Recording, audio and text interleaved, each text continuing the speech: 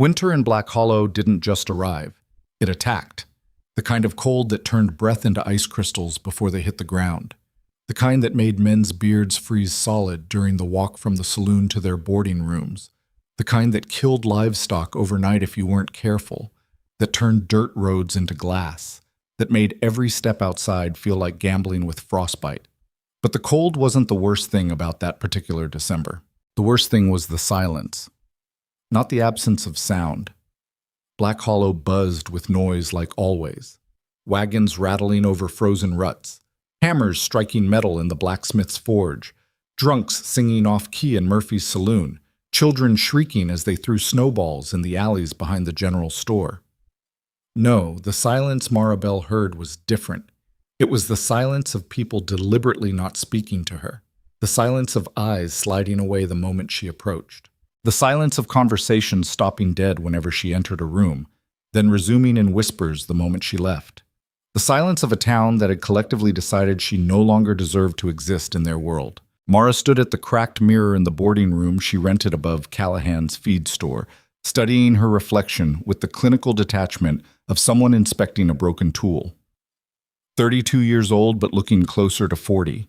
Hands rough and red from scrubbing, baking, and washing clothes in water so cold it made her knuckles bleed. Dark circles under her eyes that no amount of sleep could erase. Not that she got much sleep anyway. Her dress was clean but patched in 3 places. The hem had been let out twice already. There was no fabric left to let out again. Her boots leaked. Her shawl had more holes than a fishing net. She looked exactly like what she was. A widow drowning in debt she couldn't pay, barely surviving in a town that had long since stopped caring whether she lived or died. "Mama?" Mara turned from the mirror, forcing her expression into something that might pass for calm. Elsie sat cross-legged on their shared mattress, carefully wrapping the last apple pie in a clean cloth. 7 years old and already far too serious for a child, already learning that life meant work, disappointment, and hunger in roughly equal measure. "Almost ready, baby?" "Almost."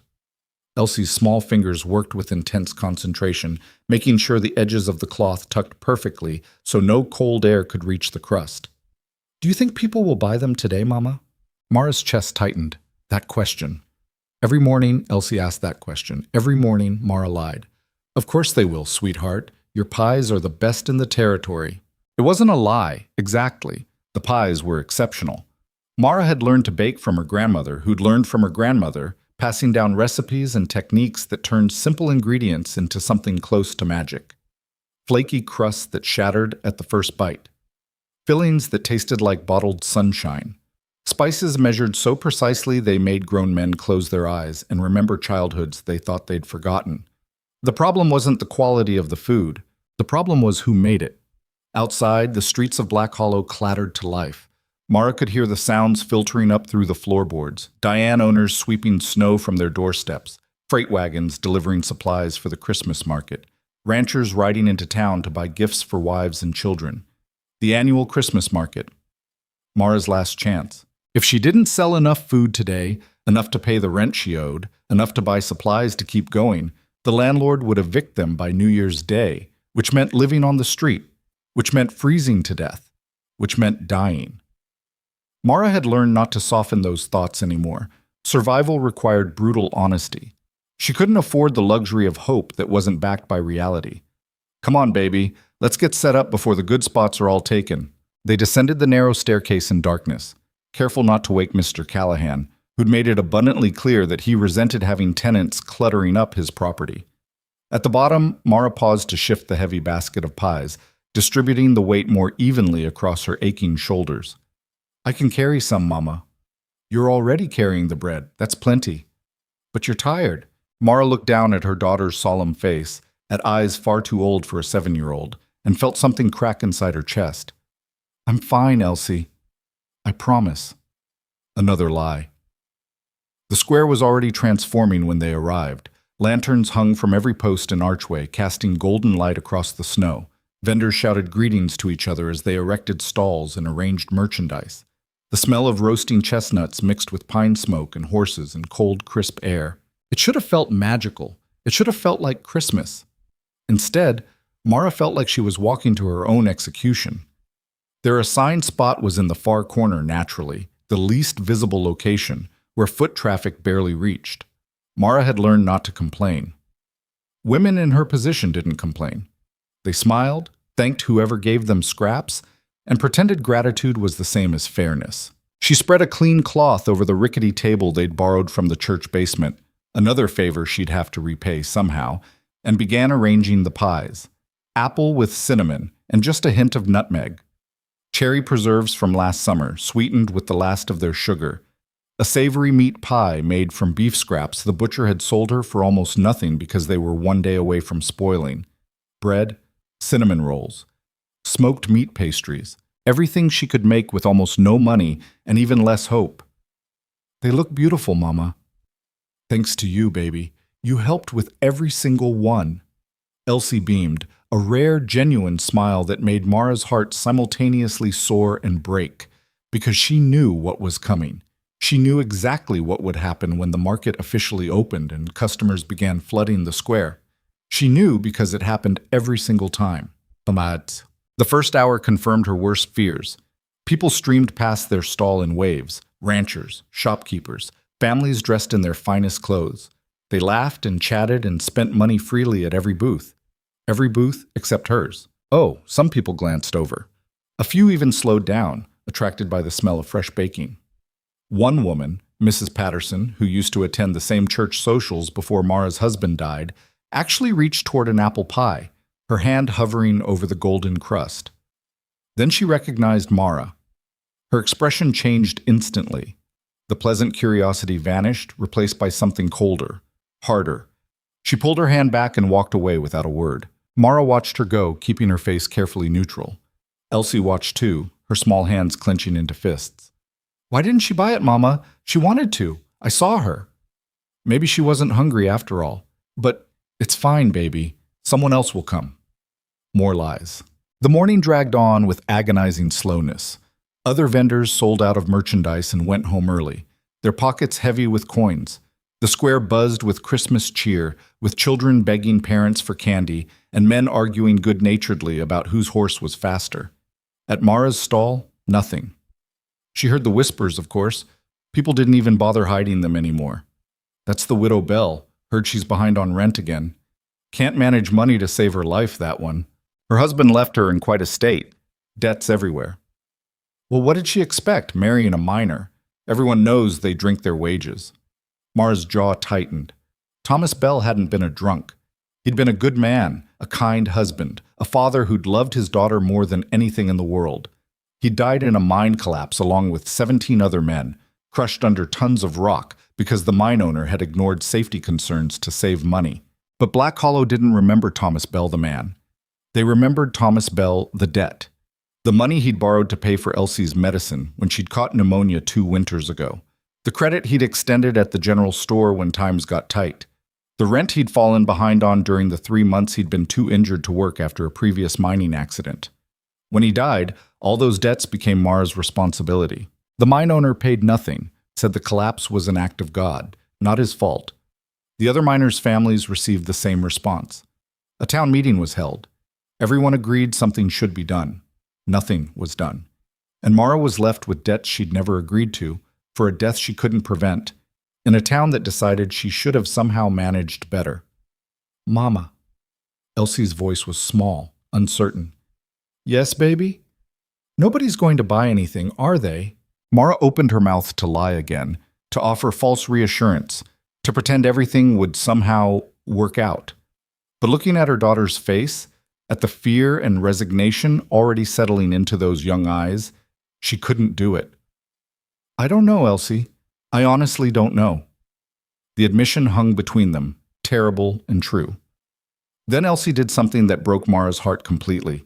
She squared her small shoulders, lifted her chin, and marched directly into the crowd. Wait, Elsie! But her daughter was already gone, weaving between shoppers with fierce determination. Mara watched in horror as Elsie approached a well-dressed merchant examining leather goods at a nearby stall. Excuse me, sir. The merchant glanced down, surprised. My mama makes the best pies in the whole territory, Elsie announced, her voice trembling but steady. Would you like to try one? The merchant's expression softened slightly. Well, I don't know, little miss. I just ate. Please, they're really good, and she needs to sell them.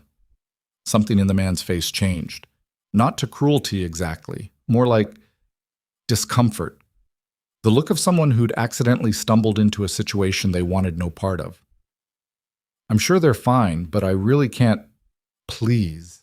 I said no, child. He turned away, ending the conversation. Elsie stood frozen for a moment, then moved to the next person, and the next, and the next. Each time, the same result.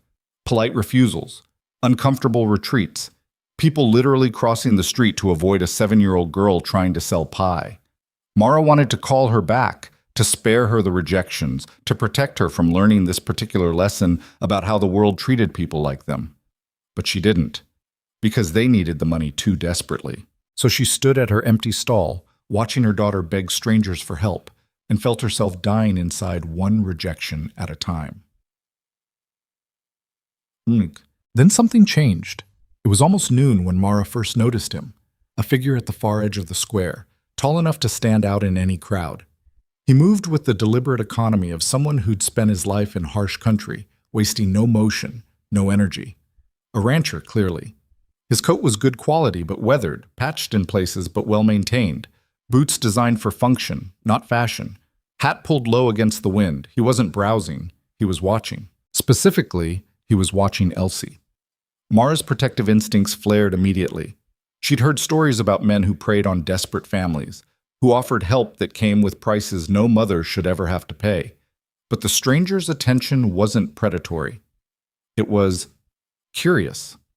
He watched Elsie approach person after person, watched her get rejected over and over, watched her refuse to give up despite the tears now streaming down her frozen cheeks.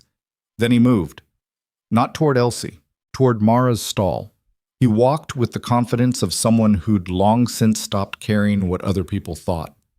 The crowd parted around him naturally, not from fear exactly, but from a kind of instinctive recognition that this was a man who took up space in the world and made no apologies for it. Up close, he was even more imposing. Probably 40, with storm-gray eyes that had seen too many winters and a face weathered by wind, sun, and hard living. A scar cut through his left eyebrow. His hands were massive, scarred, the hands of someone who'd built everything he owned through sheer force of will. "Ma'am." His voice was deep, rough, but not unkind. "Sir." Mara kept her own voice neutral, waiting for whatever came next.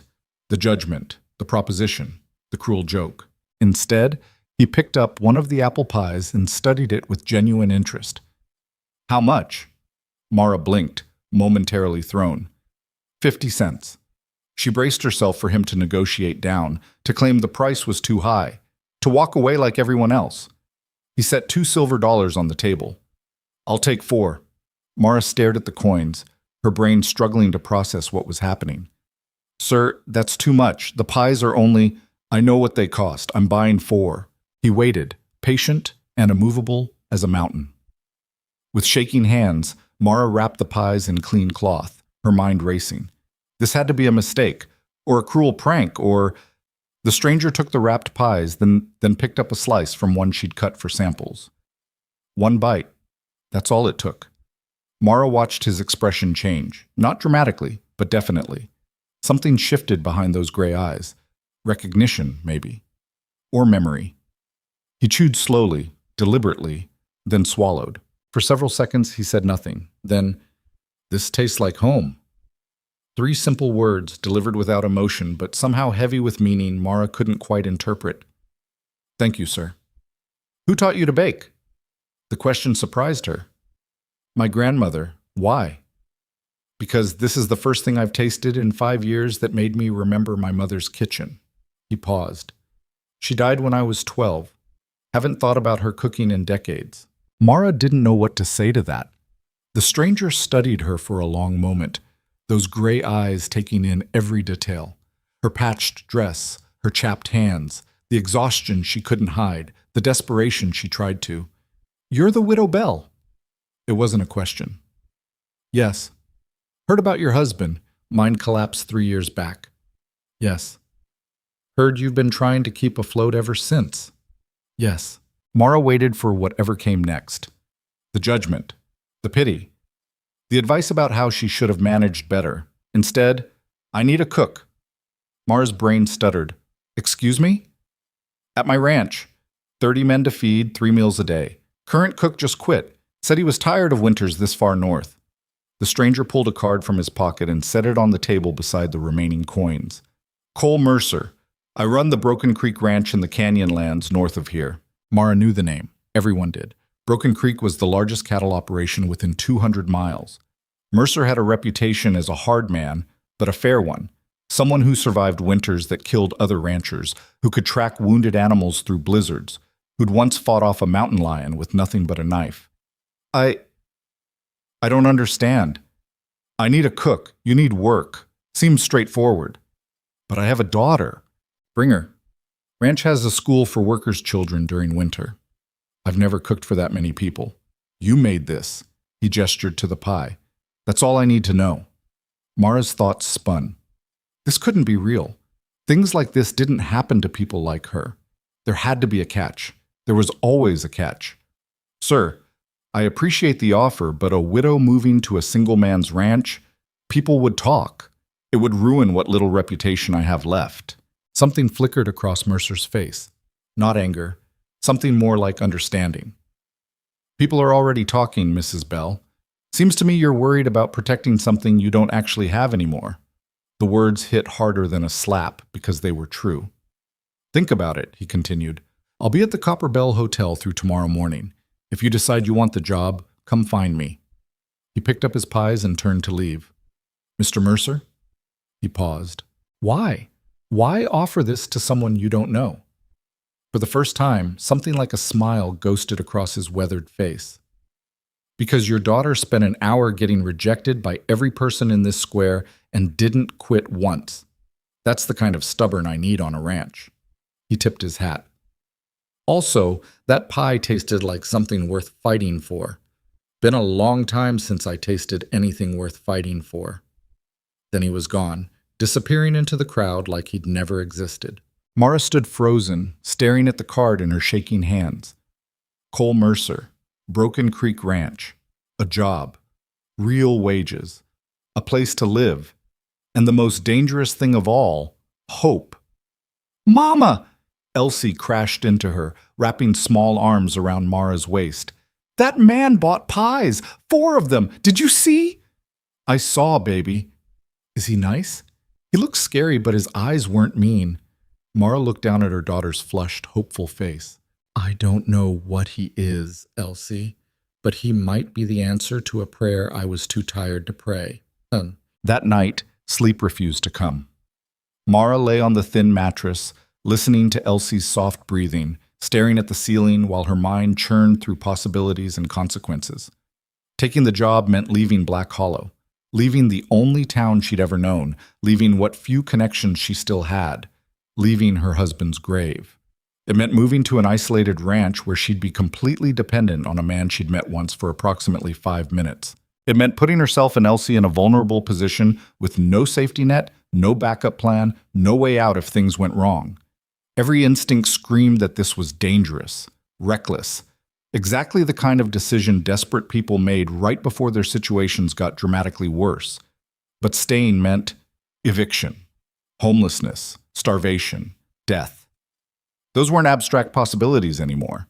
They were certainties marked on a calendar, arriving in exactly 9 days. Mara rolled onto her side, studying Elsie's sleeping face in the thin moonlight filtering through the frost-covered window. 7 years old, already too thin, despite Mara giving her the larger portions of every meal. Already too serious, too worried, too aware of problems no child should have to think about. What kind of mother let her daughter grow up like this? What kind of mother chose pride over survival? But what kind of mother dragged her child to an isolated ranch to live with a stranger whose motives she couldn't verify? Round and round her thoughts spun, chasing themselves like dogs after their own tails, arriving nowhere useful. Finally, as dawnlight began creeping across the floorboards, Mara made her decision. She would go see Cole Mercer. She would ask questions. And if anything at all, felt wrong, She would walk away and figure out some other solution, even if that solution was impossible. But she had to try. For Elsie's sake, she had to try. The Copper Bell Hotel was the nicest building in Black Hollow, which wasn't saying much. It catered primarily to traveling salesmen and ranchers conducting business in town, people with money who expected clean sheets and meals that wouldn't poison them. Mara had never been inside. She stood outside the entrance for several minutes, gathering courage while Elsie waited patiently beside her. "Are we going in, Mama?" "Yes. Yes, we're going in." The lobby was warm, heated by a massive stone fireplace. Leather chairs sat arranged near windows. The floor was actual wood, not packed dirt. Everything smelled of tobacco smoke, coffee, and furniture polish. Mara felt immediately out of place in her patched dress and leaking boots. The clerk behind the desk looked up, his expression shifting from professional welcome to barely concealed disdain the moment he recognized her. "Can I help you?" The subtext was clear. "What are you doing here?" "I'm looking for Cole Mercer. He's staying here." "Mr. Mercer's in the restaurant, but I'm not sure—" "Thank you." Mara walked past before he could finish whatever dismissal he'd been preparing. The restaurant occupied a large room at the back of the hotel. Most tables were empty, too early for lunch, too late for breakfast. Only one was occupied. Cole Mercer sat alone near the window, eating eggs and reading a newspaper with the focused attention of someone who'd learned to block out everything non-essential. He looked up as they approached. "Mrs. Bell?" "Mr. Mercer, I hope I'm not disturbing your meal." "Not at all. Sit." It wasn't quite an invitation, more like a statement of fact, as if her sitting had already been decided. Mara sat. Elsie scrambled into the chair beside her, staring wide-eyed at the rancher who'd bought all their pies yesterday. "Coffee?" Mercer gestured to the pot on the table. "Yes. Thank you." He poured without asking if she took sugar or cream, just black coffee, hot and strong. Mara wrapped her hands around the cup, absorbing the warmth. "I've been thinking about your offer. Figured you might be. I have questions." Expected you would. His calm certainty was oddly reassuring. This wasn't a man trying to sell her something, just someone presenting facts and waiting to see what she did with them. What exactly would the job entail? 3 meals a day for 30 ranch hands, plus myself, breakfast before dawn, lunch at noon, dinner at sundown, baking for hands who take provisions on overnight cattle runs, keeping the kitchen and pantry organized. That's it. And the wages? $30 a month plus room and board for you and your daughter. Mara nearly dropped her coffee cup. $30. Most cooks made 15, maybe 20 if they were exceptional. That's too much. That's what the job pays. Mr. Mercer, my ranch is 2 hours into the mountains during summer. During winter, it's 4 hours if the roads are clear, completely cut off if they're not. Nobody wants to work that far from town. The ones who do want hazard pay. I'm offering you market rate for the location. It made sense, technically, but Mara had learned that things that seemed too good to be true usually were. What about living arrangements? There's a cabin near the main house. 2 rooms, wood stove, fully furnished. You and your daughter would have complete privacy. And your expectations beyond cooking? The question hung in the air, loaded with implications Mara hated having to voice in front of Elsie. Mercer's expression didn't change. "I expect 3 good meals a day, Mrs. Bell. Nothing more, nothing less. Any man who bothered you would be fired and removed from the property within the hour." He paused. "I'm not offering charity disguised as employment. I'm offering employment that happens to benefit someone who needs it. There's a difference." Mara studied his face, searching for deception, for hidden agendas, for the catch that had to be there somewhere. She found none of those things. What she found was exhaustion that matched her own. The look of someone who'd been surviving rather than living for so long that he'd forgotten the difference. "May I ask you something personal, Mr. Mercer?" "You can ask. Can't promise I'll answer." "Why did you really offer me this job?" He was quiet for a long moment, his gaze distant. "My wife left 5 years ago. Said ranch life was too hard, too isolated, too lonely. She wasn't wrong." He turned his coffee cup slowly, watching the liquid inside swirl. "Since then, I've kept the ranch running, kept the cattle healthy, kept the men employed, kept everything functional. But somewhere along the way, the ranch stopped being a home and started being just a place I work until I'm too tired to think." He looked up, those gray eyes meeting hers directly. Yesterday, I tasted your pie and remembered what home used to feel like. Figured maybe someone who could do that with food could help make the place feel less like a prison. The honesty in his voice was uncomfortable, too raw, too real. That's a lot of pressure to put on a cook, Mr. Mercer. Maybe. But I'm not asking you to fix my life, Mrs. Bell. I'm asking you to make good food. If it happens to make the place feel more human in the process, that's a bonus. Elsie, who'd been silent throughout the conversation, suddenly spoke up. Do you have horses? Mercer blinked, caught off guard by the subject change. Yes. Can I learn to ride? Elsie, Mara started, but Mercer cut her off. Yes, if your mother agrees, I'll teach you myself. Elsie's face lit up with a joy Mara hadn't seen in years. And just like that, the decision was made. Not because the situation was safe, not because Mara had eliminated all risk, but because she looked at her daughter's face and realized that staying in Black Hollow meant watching that light die completely. When would we start? Tomorrow. If you're ready, I need to get back before the weather turns. Tomorrow. One day to pack their few belongings, say goodbye to a town that wouldn't miss them, and leave everything familiar behind. We'll be ready. Mercer nodded once, as if this had always been the inevitable conclusion. Meet me at the livery stable at dawn. We'll take the supply wagon. More room for your things. He stood, dropping coins on the table to cover his meal. Mrs. Bell? Yes? I won't pretend this will be easy. Ranch life is hard even when everything goes right. But you'll be safe, fed, and paid fairly. That's my word. He tipped his hat and left before Mara could respond. She sat in the warm restaurant holding her coffee, trying to process what she'd just agreed to. Mama? Yes, baby? Are we really leaving? Yes. Good. Elsie's voice was fierce, certain. I hate it here. Mara pulled her daughter close, pressing a kiss to the top of her head. Me too, baby. Me too. Heck. News traveled fast in Black Hollow. By mid-afternoon, half the town had heard that the widow Bell was leaving to work at Broken Creek Ranch. By evening, everyone had an opinion about it. Mara heard them as she packed, whispers filtering up through the floorboards from the feed store below, conversations drifting through the thin walls from the boarding house next door. Moving in with Cole Mercer? Everyone knows what that means. Desperate women make desperate choices. Feel sorry for the child growing up around that. Should have tried harder to make things work here. Each comment landed like a small knife, precise and sharp. Part of Mara wanted to march downstairs and scream at them all, to list every way they'd failed her, every door they'd closed, every helping hand they'd refused to extend. But what would be the point? They'd already decided who she was. Nothing she said would change that. So instead, she packed their few belongings into 2 battered carpet bags. Clothes, Elsie's few toys, the one photograph of Thomas she'd managed to keep, her grandmother's recipe book. Everything they owned in the world fit into 2 bags. The realization should have been depressing. Instead, it felt almost liberating. They had so little left to lose. Around midnight, someone knocked on the door.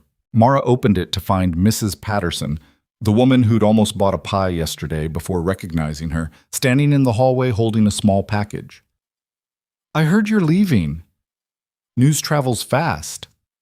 It does. Mrs. Patterson held out the package. I wanted to give you this. For the journey. Mara unwrapped it carefully.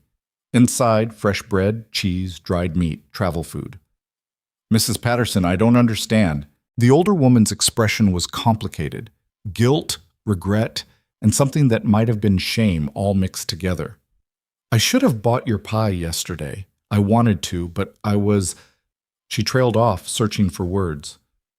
I was afraid of what people would think if they saw me supporting you. I know. That doesn't make it right. No, it doesn't. They stood in awkward silence for a moment. I'm sorry, Mrs. Patterson said finally. For yesterday. For a lot of things, if I'm honest. This town hasn't treated you fairly. Mara wanted to be angry, wanted to throw the food back and slam the door, but she was too tired for anger. Thank you for the food, Mrs. Patterson. Elsie and I appreciate it. The older woman nodded and turned to leave, then paused. Cole Mercer is a good man, harsh, but fair. You could do worse. I'm just going to cook for him. Of course. That's what I meant. But the look in Mrs. Patterson's eyes suggested she'd meant something else entirely. After she left, Mara stood holding the package of food, trying to understand what had just happened. An apology, maybe. Or possibly just guilt-seeking absolution. Either way, it changed nothing. Tomorrow, she and Elsie would leave Black Hollow behind. And whatever came next, good or bad, safe or dangerous, had to be better than slowly dying in a town that had decided they didn't deserve to exist. Dawn broke cold and clear. Mara and Elsie walked through empty streets toward the livery stable, their breath fogging in the frozen air. Somewhere, a rooster crowed. Someone's dog barked once, then fell silent. Black Hollow slept, unaware and uncaring that two of its residents were leaving forever. Cole Mercer was already at the stable, loading supplies into a wagon that looked sturdy enough to survive mountain roads. He glanced up as they approached. "You came." "Said I would. People say lots of things." He helped them load their bags, then lifted Elsie onto the wagon bench as if she weighed nothing. Mara climbed up beside her daughter, arranging blankets around them both for warmth. Mercer swung up onto the driver's seat and took the reins. "Last chance to change your mind." Mara looked back at Black Hollow one final time. At the buildings where she'd lived her entire life, at the church where she'd married Thomas, at the cemetery where he was buried. She felt nothing. No attachment, no regret, no nostalgia, just relief that she was finally leaving. "I'm not changing my mind." Mercer nodded and clicked to the horses. The wagon rolled forward, and like that, they left. Elsie fell asleep within an hour, her head resting against Mara's shoulder. The motion of the wagon and the warmth of the blankets had worked their magic. Mara stayed awake, watching the landscape transform as they climbed into the mountains. The road narrowed. Trees crowded closer. The temperature dropped noticeably with each mile of elevation gained. Cole Mercer drove in silence, his attention focused entirely on navigating terrain that would have terrified most people. Around noon, he pulled the wagon to a stop near a frozen stream. "We'll rest here. Let the horses drink." Mara climbed down carefully, trying not to wake Elsie. The silence this far from town was absolute. No human sounds, no wagon wheels, no voices, just wind through pine trees and the distant cry of a hawk. "Beautiful, isn't it?" Mara turned to find Mercer standing beside her, staring out at the snow-covered valley below. "Yes, and terrifying." He laughed, a short, rough sound, as if he'd almost forgotten how. "Fair assessment." He paused. "You'll do fine at the ranch, Mrs. Bell. You're tougher than you think." "How do you know?" "Because soft people don't survive what you've survived. They break or they run. You're still standing." It was possibly the kindest thing anyone had said to her in 3 years. "Thank you. Just stating facts." They stood in companionable silence for several minutes before Mercer spoke again. "One more thing you should know before we arrive." "Yes? My men are good workers, but they're rough. Most have lived alone too long, some drink too much. They'll probably stare at first, not used to having a woman around. If anyone makes you uncomfortable, you tell me immediately. Understood?" "Understood." "Good." He walked back to the wagon, ending the conversation. But Mara stood there a moment longer, watching this strange, closed-off man who'd somehow decided she was worth saving, and wondered what she'd gotten herself into. They reached Broken Creek Ranch as sunset painted the snow golden red. Mara's first thought, this isn't a ranch.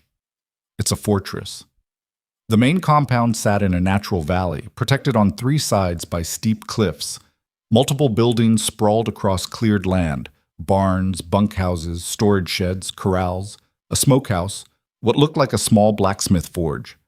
And at the center, a large house built from logs and stone, smoke rising from multiple chimneys. It was massive, isolated, and unexpectedly beautiful. "Home," Mercer said simply. He drove the wagon directly to a small cabin near the main house. Their cabin, Mara realized. It was larger than the single room she and Elsie had shared in Black Hollow. 2 actual rooms, both with real windows and solid doors. A wood stove that looked well-maintained. Furniture that was simple but functional. It was better than anywhere they'd lived in 3 years. I'll have supplies brought over. Bedding, kitchen basics, whatever you need. Dinner's at 6 in the main house. Come over when you're ready." Then he was gone, leaving them alone in their new home. Elsie woke up fully now, looking around with wide eyes. "Mama, is this really ours?" "For as long as we work here, yes." "It's so big." Mara knelt down, bringing herself to eye level with her daughter. "Elsie, listen to me. This is a chance for us, a real chance. But we have to work hard. We have to prove we belong here. Can you do that?" Elsie nodded solemnly. "I'll be good, Mama. I promise." "I know you will, baby." They spent the next hour unpacking and exploring. The cabin was cold, but Mara got the stove going quickly. Someone, probably Mercer, had left firewood stacked neatly beside it. At 6 o'clock, Mara took a deep breath and headed toward the main house. Time to meet the men she'd be feeding for the foreseeable future. The dining hall was exactly what she expected. Long wooden tables, benches, lanterns casting uneven light, and roughly 30 men who all stopped talking the moment she entered. 30 pairs of eyes locked on her instantly, some curious, some skeptical, some openly assessing in ways that made her skin crawl. Cole Mercer stood at the head of the room, his presence commanding instant attention. "This is Mrs. Bell. She's your new cook. Anyone disrespects her, you're fired. Anyone bothers her daughter, you're fired, and I'll personally break both your legs before throwing you off the property. We clear?" Silence. Then an older man with a gray beard raised his hand like a schoolboy. "Can she cook, or are we about to starve?" Several men laughed nervously. Mara felt her spine straighten. She wasn't the Widow Bell anymore, shrinking under Black Hollow's judgment. She was the cook at Broken Creek Ranch, and these men were going to eat whatever she made and thank her for it. "Guess you'll find out tomorrow morning," she said clearly. "Anyone got dietary restrictions I should know about?" More laughter, this time more genuine. "Just make it edible," someone called out. "I'll do my best." The tension in the room eased slightly. Mercer nodded once, satisfied, and the men returned to their meal. Mara stood there for a moment longer, feeling something unfamiliar settle in her chest. Not quite confidence, not quite belonging, but maybe, just maybe, the beginning of hope that she might survive this after all. She returned to the cabin to find Elsie already asleep, exhausted from the journey. Mara sat beside the stove, warming her hands, staring into the fire. Tomorrow, she would start cooking. Tomorrow, she would prove she deserved this job. Tomorrow, her new life would truly begin. But tonight, for the first time in 3 years, she fell asleep in a warm room with a full belly and a locked door, and that was enough. That was more than enough. The roosters at Broken Creek Ranch didn't wait for sunrise. Mara jerked awake in pitch darkness, disoriented by unfamiliar sounds, boots stomping on frozen ground outside, men's voices grumbling about the cold, horses whinnying in distant barns. For one panicked moment, she couldn't remember where she was. Then reality crashed back. The ranch, her new job. 30 hungry men expecting breakfast in less than 2 hours. She rolled out of bed, her body protesting every movement. The journey yesterday had been harder than she'd admitted, and she'd barely slept despite the exhaustion. Every time she'd started to drift off, panic had jerked her awake with the same terrifying thought, what if I can't do this? What if I fail on the first day? The cabin was freezing. The fire in the stove had died hours ago. Mara fumbled in the darkness for matches, her fingers clumsy with cold. Finally, she got the stove relit and stood shivering while warmth slowly crept back into the room. Elsie remained burrowed under blankets, still asleep. Good. Let her rest while she could. Mara dressed quickly in layers. Her warmest dress, a shawl, an apron that had seen better days. Outside, the darkness was absolute except for lanterns glowing in the bunkhouses and a few scattered lights across the compound. She took a deep breath and headed toward the main house. The kitchen was larger than she'd expected, a massive room dominated by a cast-iron stove that could have roasted an entire cow. Long work tables scarred from years of use, shelves packed with supplies, hooks holding dozens of pots and pans, and windows that would provide natural light once the sun actually rose. It should have been intimidating. Instead, Mara felt something unexpected, excitement. This was a real kitchen, a professional space built for serious cooking, not the cramped corner stove she'd been making do with for years. She could work with this. She lit every lantern she could find, flooding the space with light, then began taking inventory. flour, sugar, salt, lard, dried beans, smoked meat, preserved vegetables, eggs, milk still cold from last night. More ingredients than she'd seen in one place in years. 30 men, 3 meals a day. Mara did the math quickly, calculating quantities and timing. Breakfast needed to be substantial. These were men who'd be working in brutal cold all day. They needed calories, warmth, and enough food to last until noon. She started with biscuits, 5 dozen of them, working the dough with practiced efficiency, her hands moving for muscle memory while her mind raced ahead to what came next. While the biscuits baked, she fried bacon, pounds of it, the smell filling the kitchen and making her stomach growl. Scrambled eggs came next, cooked in batches in the largest pans she could find. Gravy made from the bacon drippings, fried potatoes with onions. By the time the first hints of dawn appeared through the windows, the kitchen was producing food at an industrial pace. And Mara was in her element. This was what she was good at.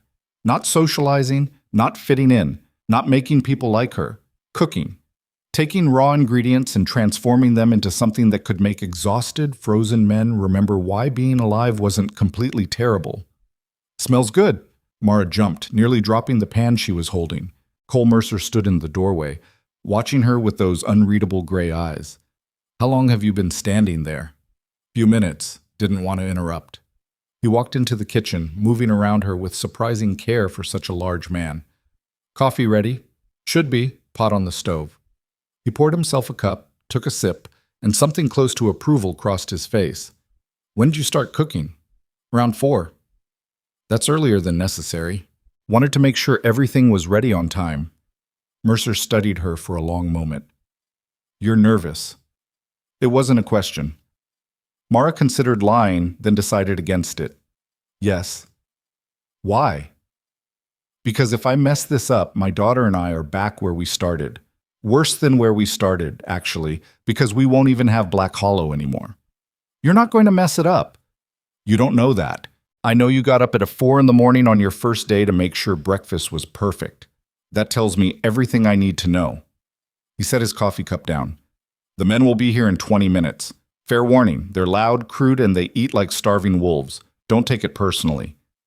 Then he left, taking his coffee with him. Mara stood alone in the kitchen, her heart hammering, counting down the minutes until judgment arrived. 19 minutes later, the stampede began. She heard them before she saw them, a wave of noise and boots and male voices all talking at once.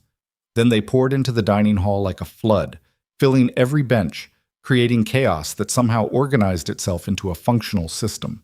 Mara started bringing out food, platters of biscuits, bowls of gravy, eggs, bacon, potatoes. The men attacked it with single-minded focus, barely pausing to breathe between bites. Nobody spoke to her. A few nodded acknowledgement. Most just loaded their plates and ate. Mara returned to the kitchen, unsure if the silence was good or bad. She was pulling another batch of biscuits from the oven when one of the ranch hands appeared in the doorway. A young man, maybe 20, with red hair and a face that suggested he smiled easily when he wasn't half frozen and exhausted. "Ma'am? Mr. Mercer wants to know if there's more bacon." "Yes, I'll bring it out." She loaded a fresh platter and followed him back to the dining hall. The noise level had increased as the men woke up more fully. Conversations overlapped, punctuated by laughter and the clatter of forks on plates. Mara set the bacon on the nearest table. Hands reached for it immediately, making it disappear in seconds. "These biscuits are incredible," someone said. "Better than Henderson ever made," another voice agreed. "Henderson couldn't cook worth a damn. Remember that stew he made that gave half the crew food poisoning?" "We don't talk about the stew." Laughter rippled across the room. Mara retreated back to the kitchen, her chest tight with something that might have been relief. They liked the food. That was the first hurdle cleared. She spent the next hour cleaning up from breakfast while the men filtered out to start their work. A few stopped to thank her directly. Awkward, gruff thanks delivered by men clearly unused to having a woman around, but genuine nonetheless. Finally, the dining hall emptied completely except for one man, the older cowboy with the gray beard who'd asked yesterday if she could cook. He sat alone at the far table, working his way through a third helping of eggs like he had all the time in the world. Mara approached cautiously. "Is everything all right?"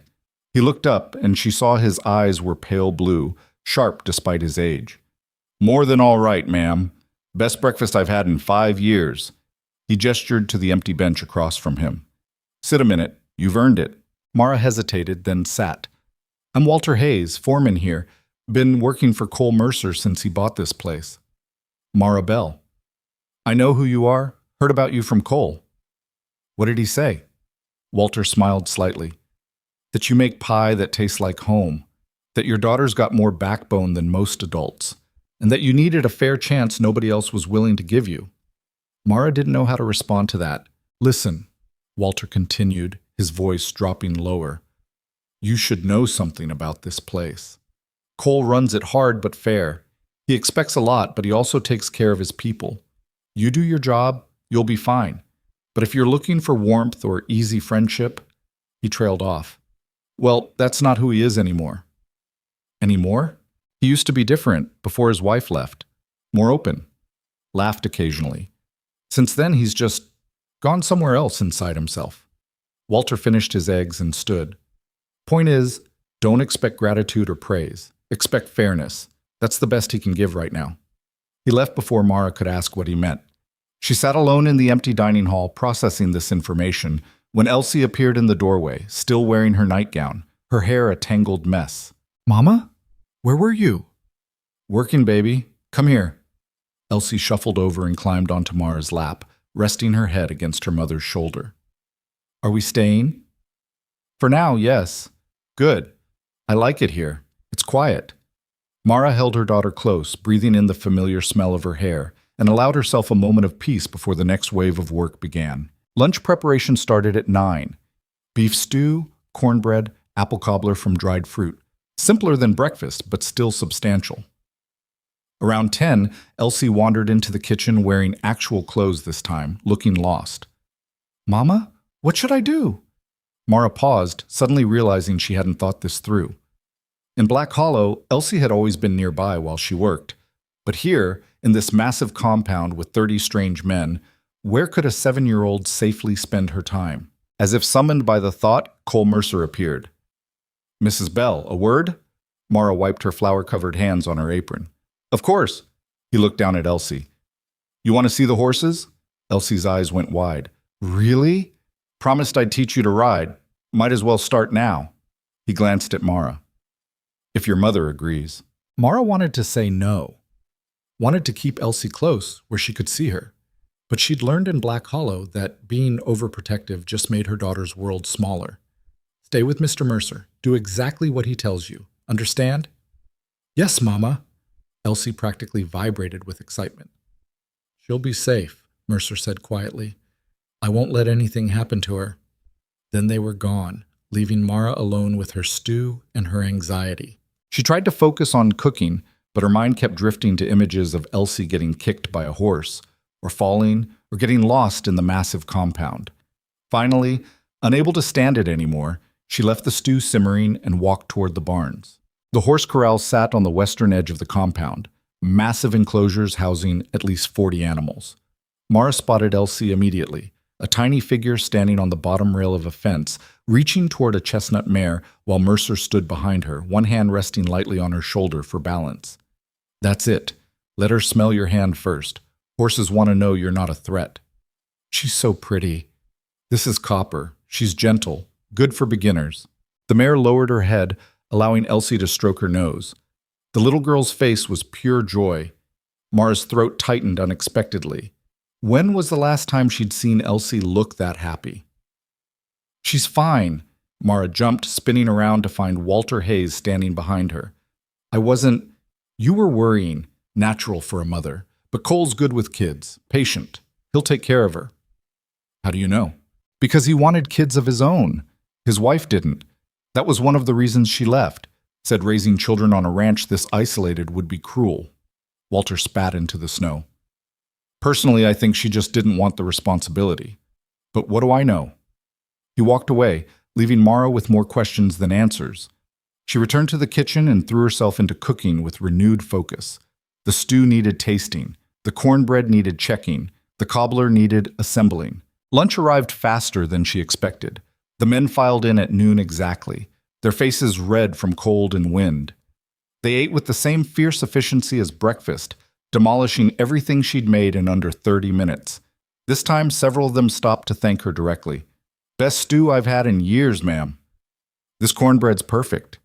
You're a damn miracle after Henderson's cooking." Mara accepted the compliments with quiet nods, still not quite believing they were real. After lunch, she had 3 hours before dinner prep needed to start. 3 hours to breathe, to think, to maybe rest. She found Elsie in the cabin, drawing on paper that someone, probably Mercer, had given her. "How were the horses?" "Mama, they're amazing. Mr. Mercer let me brush Copper and she liked me, I could tell. And he said, if I do good helping around the ranch, maybe he'll teach me to actually ride, not just pet them." "Helping around the ranch?" "He said I could collect eggs from the chickens every morning and help feed the barn cats and—" "Wait, there are cats?" "6 of them. They live in the hay barn and catch mice. Mr. Mercer said they're working cats, not pets, but they still like being scratched behind the ears." Mara listened to her daughter chatter about horses and cats and the different ranch hands she'd met, and felt something shift inside her. This place was already changing Elsie, making her lighter, more open, more like a regular child instead of a small adult crushed under worry.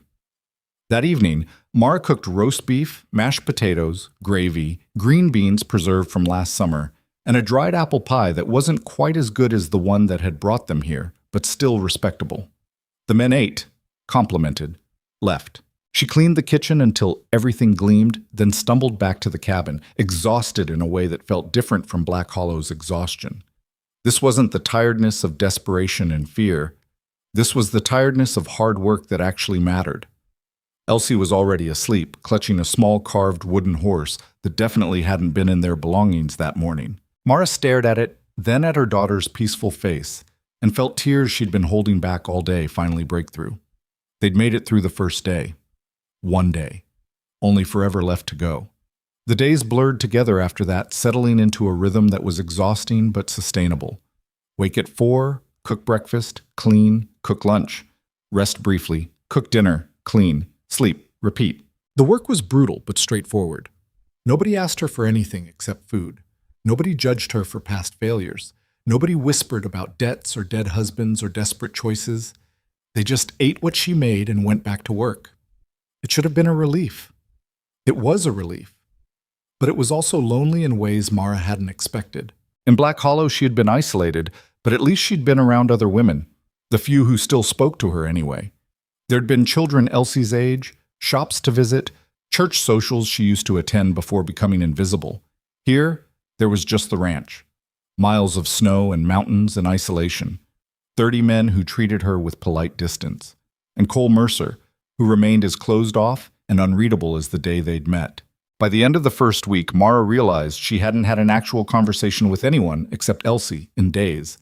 The ranch hands thanked her for food, but that was the extent of their interaction. Walter occasionally stopped to chat, but always briefly, always on his way somewhere else. And Mercer was a ghost in his own house. He ate meals with the men, but rarely spoke during them. He worked from before dawn until after dark. Mara saw him maybe twice a day, always in passing, always busy. One evening, while scrubbing pots in the kitchen, she heard footsteps behind her. "Mrs. Bell?" She turned to find Mercer standing in the doorway, holding his hat in his hands, an oddly formal gesture. "Mr. Mercer, did you need something?" "Wanted to let you know the men are pleased with your cooking." "Thank you. You've settled in well." "I'm trying." An awkward silence stretched between them. Finally, Mercer cleared his throat. "Also wanted to say, Elsie's doing good with the horses. She's got natural instincts. Doesn't spook easy. She loves it. Talks about nothing else." "Good. That's good." More silence. Mara waited for whatever he'd actually come to say, because this clearly wasn't it. "Mrs. Bell, I know this place is isolated. If you need anything, supplies for yourself or Elsie, anything to make the cabin more comfortable, just ask. We're fine." "You sure? Because, Mr. Mercer." Mara set down the pot she'd been scrubbing and faced him directly. "We're fine. This is already more than I had in Black Hollow. I'm not going to complain about loneliness when I have heat, food, and safety." Something shifted in his expression. Loneliness is still real even when other things are better. The observation caught her off guard. Speaking from experience? He didn't answer immediately. When he did, his voice was quieter. This ranch is successful, profitable, well run, but it's not. He trailed off, searching for words. It's not a home. Hasn't been for a long time. I keep thinking maybe it could be again, but I don't know how to make that happen. Mara understood what he wasn't saying. He was as lonely as she was. Maybe lonelier. Home takes time, Mr. Mercer. Can't force it. How much time? However long it takes. He nodded slowly, like she'd confirmed something he'd been thinking. Thank you for dinner. It was excellent, as always. Then he was gone, leaving Mara alone with her confusion. That night, she lay awake trying to understand what was happening. The job was exactly what he'd promised. Fair wages, safe housing, respectful treatment. Nobody had crossed any lines. Nobody had made her uncomfortable. But there was something else building beneath the surface. Something she couldn't quite name. Something that terrified her because it felt dangerously close to hope that extended beyond simple survival.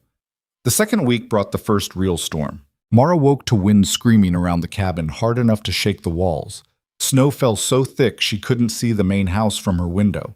She dressed in layers, wrapped a scarf around her face, and fought her way across the compound. The wind tried to knock her down twice. By the time she reached the kitchen, she was gasping and half frozen.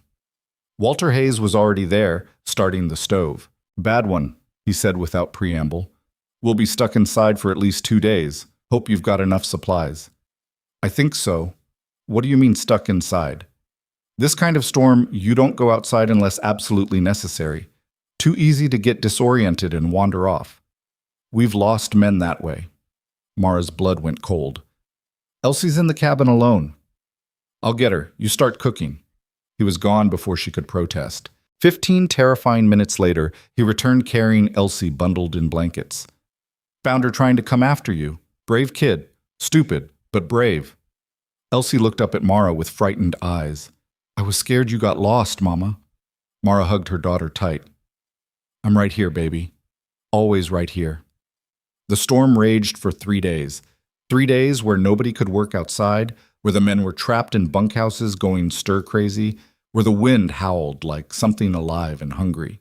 Mara cooked constantly, making enough food to keep 30 bored, restless men fed and occupied. Bread, stews, pies, anything to give them comfort while the world outside tried to kill them. Elsie helped in the kitchen, carefully measuring ingredients, stirring pots under supervision, staying close to the warmth and her mother. On the third evening, when the storm finally began to ease, Cole Mercer appeared in the kitchen doorway, looking more exhausted than she'd ever seen him. You made it through. Mara looked up from the bread dough she was kneading. Was there doubt? First major storm is always hardest. You did well. Just doing my job. He walked closer, studying her face. You're tired. Everyone's tired. But you haven't stopped working for 3 days straight. You need rest. I will. After dinner. Mrs. Bell. Mr. Mercer, I appreciate the concern, but I'm fine.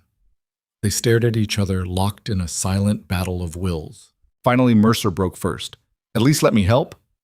You want to cook? I can peel potatoes. It was so unexpected that Mara almost laughed. You're serious.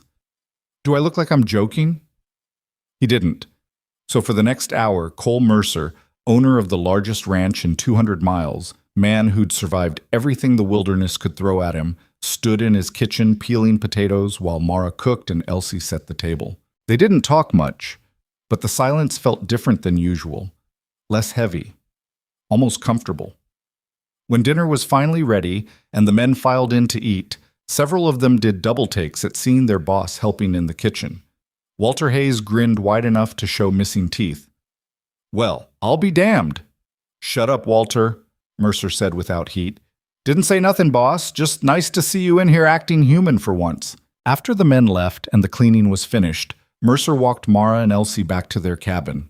The storm had cleared completely, leaving a sky so full of stars it looked unreal. Thank you, Mara said quietly, for helping. Should thank you. Felt good to do something normal for once. Peeling potatoes is normal? More normal than most of what I do. They reached the cabin door. Elsie was already half asleep on her feet, swaying slightly. "Get some rest, Mrs. Bell. You've earned it." Mercer turned to leave, then paused. "Mara." She blinked. It was the first time he'd used her given name. "My name's Cole. Might as well use it." Then he walked away before she could respond. Mara stood in the doorway long after he disappeared into darkness, feeling something she couldn't quite name stirring in her chest. Something dangerous. Something that felt suspiciously like the beginning of caring about someone beyond simple gratitude or professional respect. She pushed the thought away violently. That wasn't why she was here. She had a job. She had Elsie to think about. She had survival to focus on. She couldn't afford to feel anything else. But as she lay in bed that night, listening to Elsie's soft breathing and the wind outside settling into stillness, Mara admitted the truth to herself. It was already too late.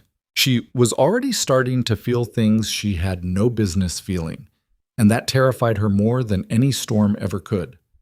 Christmas arrived at Broken Creek Ranch without fanfare or celebration. No decorations appeared in the dining hall. No special meals were planned.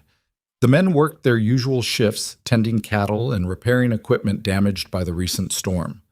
Life continued exactly as it had before, cold and efficient and relentlessly practical. Mara had expected this, but it still felt wrong somehow. She stood in the kitchen on Christmas morning, making breakfast identical to every other breakfast she'd made for the past 3 weeks, and felt the absence of something she couldn't quite name. In Black Hollow, Christmas had meant church services and community gatherings, and the market where she'd first met Cole. Even in her worst years, there'd been some acknowledgement that the day was different, special, worth marking somehow. Here, there was nothing. Just another day of survival in the mountains. Elsie appeared in the doorway wearing the dress she'd worn every day since they arrived, the only nice one she owned, already getting too small. "Mama, is it really Christmas?" "Yes, baby." "It doesn't feel like Christmas." "I know." Elsie sat at the small table near the stove, drawing patterns in spilled flour with one finger. "In Black Hollow, we always had something special for Christmas, even when we didn't have much." Her voice was small, careful, like she was afraid of sounding ungrateful. "Do you think we could make something special today? Just us?" Mara's chest tightened. She wanted to say yes, wanted to create some kind of celebration for her daughter. But she had 30 men to feed 3 times today, and the supplies she had were allocated for specific meals already planned. "I'll see what I can do, baby. I promise." It was a weak promise, and they both knew it. The men filed in for breakfast with their usual efficiency, ate quickly, and left to start work. Nobody mentioned Christmas. Nobody seemed to care that it was supposed to be special, except Walter. The old foreman lingered after everyone else had gone, nursing his coffee while Mara cleaned. "Quiet Christmas," he observed. "Seems that way. Used to be different here, before." He stared into his cup like it held answers. Cole's wife loved Christmas, decorated everything, made special meals, even got the men to sing carols one year, though most of them sounded like dying cattle. Mara paused in her scrubbing. What changed? She left 2 days before Christmas 5 years ago, packed her things while he was out checking the northern fence line. Didn't even leave a note, just took the wagon to town and never came back. Walter's expression hardened. Since then, Cole pretends the day doesn't exist. Easier than remembering, I guess. That's sad. That's survival. We all do what we need to do to keep going. He stood, stretching his back with a grimace. But if you were thinking about making something special, maybe a pie or something, I don't think anyone would complain. Might even do some good. He left before Mara could respond. She stood in the empty kitchen thinking about Cole working outside in the cold, pretending this was just another day, and made a decision that was probably stupid but felt necessary anyway. She was going to make Christmas happen. Not for the men. Not even really for Cole. For Elsie. Because her daughter deserved to remember at least one Christmas that felt like a childhood instead of an endurance test. Mara spent the rest of the morning cooking with furious focus. Lunch was the usual stew and bread, but she also made 3 apple pies using the last of the dried fruit she'd been saving. Not as good as fresh, but good enough to signal that today was different. Then she did something reckless. She went to find Cole. He was in the horse barn, examining a mare's injured leg while the animal stood patiently. He glanced up when Mara entered, surprise flickering across his face. Something wrong with lunch? No, I wanted to ask you something. Cole straightened, his full attention suddenly on her in a way that made her acutely aware of how isolated they were out here, how alone. What do you need? Permission to do something for Christmas. Just small things, maybe some decorations in the dining hall, a special dinner tonight. Nothing elaborate. His expression closed immediately. That's not necessary. I know it's not necessary, but Elsie, Mrs. Bell. His voice was flat, final. We don't celebrate Christmas here. I thought that would be obvious. Because your wife left on Christmas. The words came out before Mara could stop them. Cole's face went completely still, his eyes turning cold as the snow outside. Walter talks too much. He was trying to help. By telling you things that aren't your concern? Mara felt her own temper rising, a rare thing, but when it came hard. You're right. It's not my concern. Your pain isn't my problem. But my daughter is 7 years old, and she's already lost her father and her home and everything familiar. The least I can do is try to give her one good memory of Christmas instead of another day where we just survive. She crossed her arms. So I'm asking, not for you, for Elsie, can I make dinner special tonight, yes or no? They stared at each other, the silence stretching taut between them. Finally, Cole's shoulders dropped slightly. Do what you want, just don't expect me to pretend I'm enjoying it. I don't expect anything from you, Mr. Mercer. I never have. She turned and walked out before he could respond, her heart hammering with anger and fear, and something else she refused to examine. That afternoon, Mara transformed the dining hall with whatever she could find. Pine branches from trees near the compound, arranged along the windowsills. Candles placed at intervals down the long tables. Red cloth scraps she discovered in a storage room, tied into rough bows. It wasn't much. In Black Hollow, it would have been considered pathetic. But here, in this place that had forgotten how to celebrate anything, it looked almost magical. Elsie helped with fierce concentration, standing on a chair to hang branches while Mara supervised. It's beautiful, Mama. It's something anyway. Mr. Mercer won't be mad? I don't care if he is. That was mostly true. Dinner was roast venison, a small luxury from meat one of the men had hunted last week, with roasted vegetables, fresh bread, and the 3 apple pies. Not elaborate, but better than the usual fare. The men arrived at 6 o'clock, stopped dead in the doorway, and stared. What's all this? Someone asked. Christmas dinner, Mara said simply.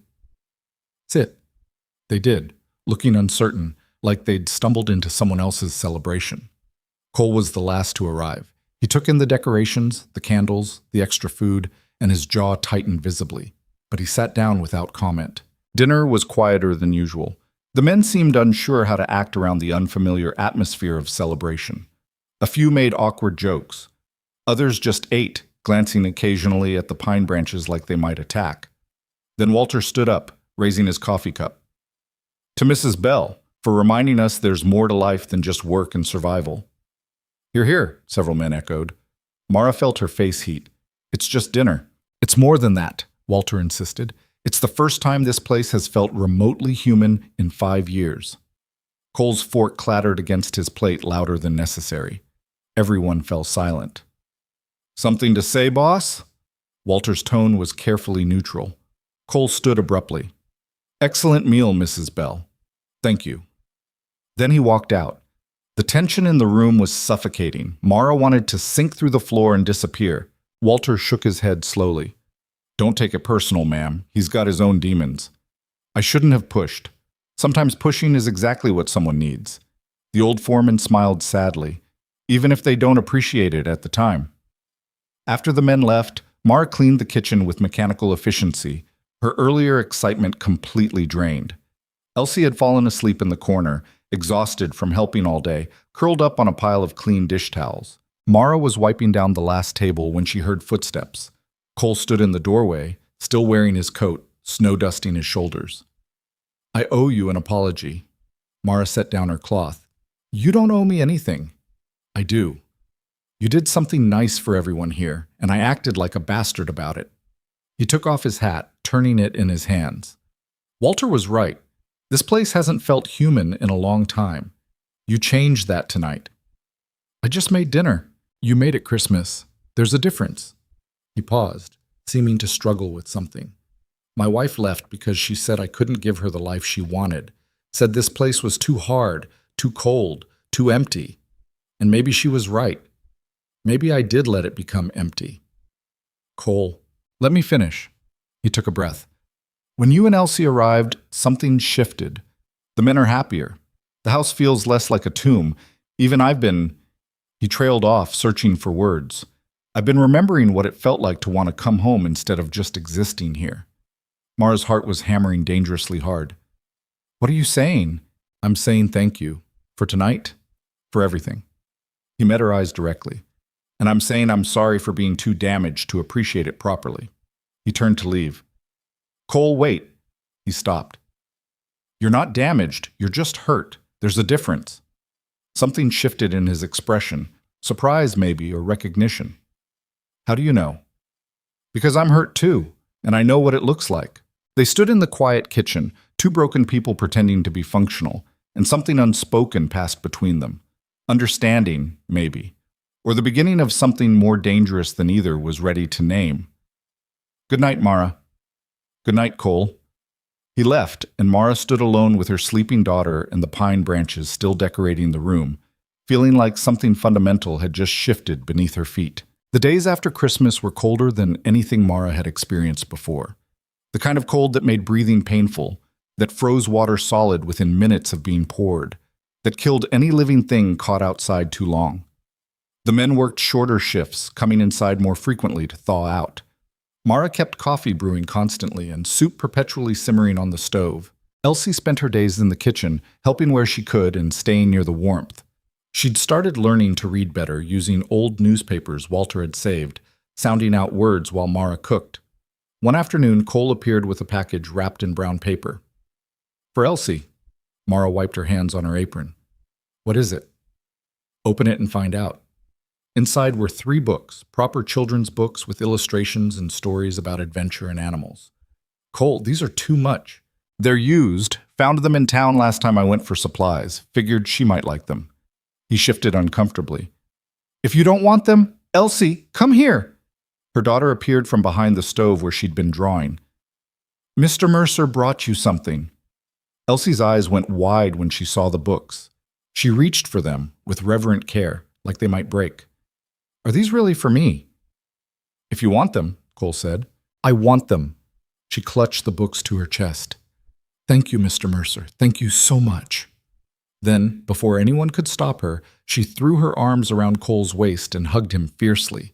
He froze, clearly unprepared for physical affection, his arms hanging awkwardly at his sides. Then, slowly, carefully, he rested one hand on the top of Elsie's head. You're welcome, kid. Mara watched the whole exchange with her throat tight, seeing this hard, closed-off man soften just slightly under her daughter's uncomplicated joy. After Elsie released him and ran off to examine her new books, Cole cleared his throat roughly. She's a good kid. She is. Reminds me of... He stopped himself. Of what? Nothing. Never mind. He headed for the door. Dinner smells good. Cole, he paused. Thank you. Really. Those books mean more than you know. He nodded once and left. But Mara had seen his expression before he turned away, longing mixed with something like grief, as if Elsie had reminded him of something he'd lost or never had. That night, Elsie read aloud from one of the books while Mara darned socks by lamplight. The story was about a girl who tamed wild horses, and Elsie's voice was full of excitement at every turn of the page. Mama? Do you think Mr. Mercer is sad? The question surprised her. Why do you ask? Because sometimes when he thinks nobody's looking, he has the same face you used to have in Black Hollow, before we came here. Mara set down her sewing, 7 years old, and already her daughter could read pain in people's expressions. I think maybe he is sad, baby, but he's getting better, just like we are. Good. I don't want him to be sad. He's nice. Yes, he is. Elsie returned to her book, satisfied with this answer, but Mara sat thinking long after her daughter fell asleep. The problem wasn't that Cole was sad. The problem was that Mara was starting to care about his sadness, starting to want to fix it, starting to feel things that went far beyond gratitude or professional respect, and that was dangerous for about 100 different reasons. The next morning brought a visitor.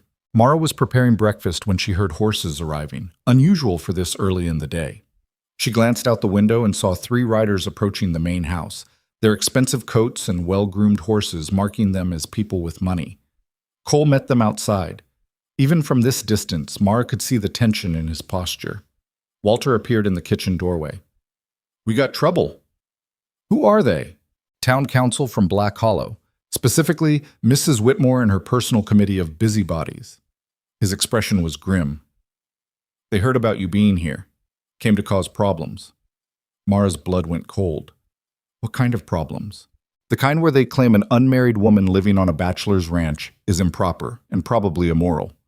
The kind where they threaten Cole's business relationships unless he corrects the situation." Walter spat.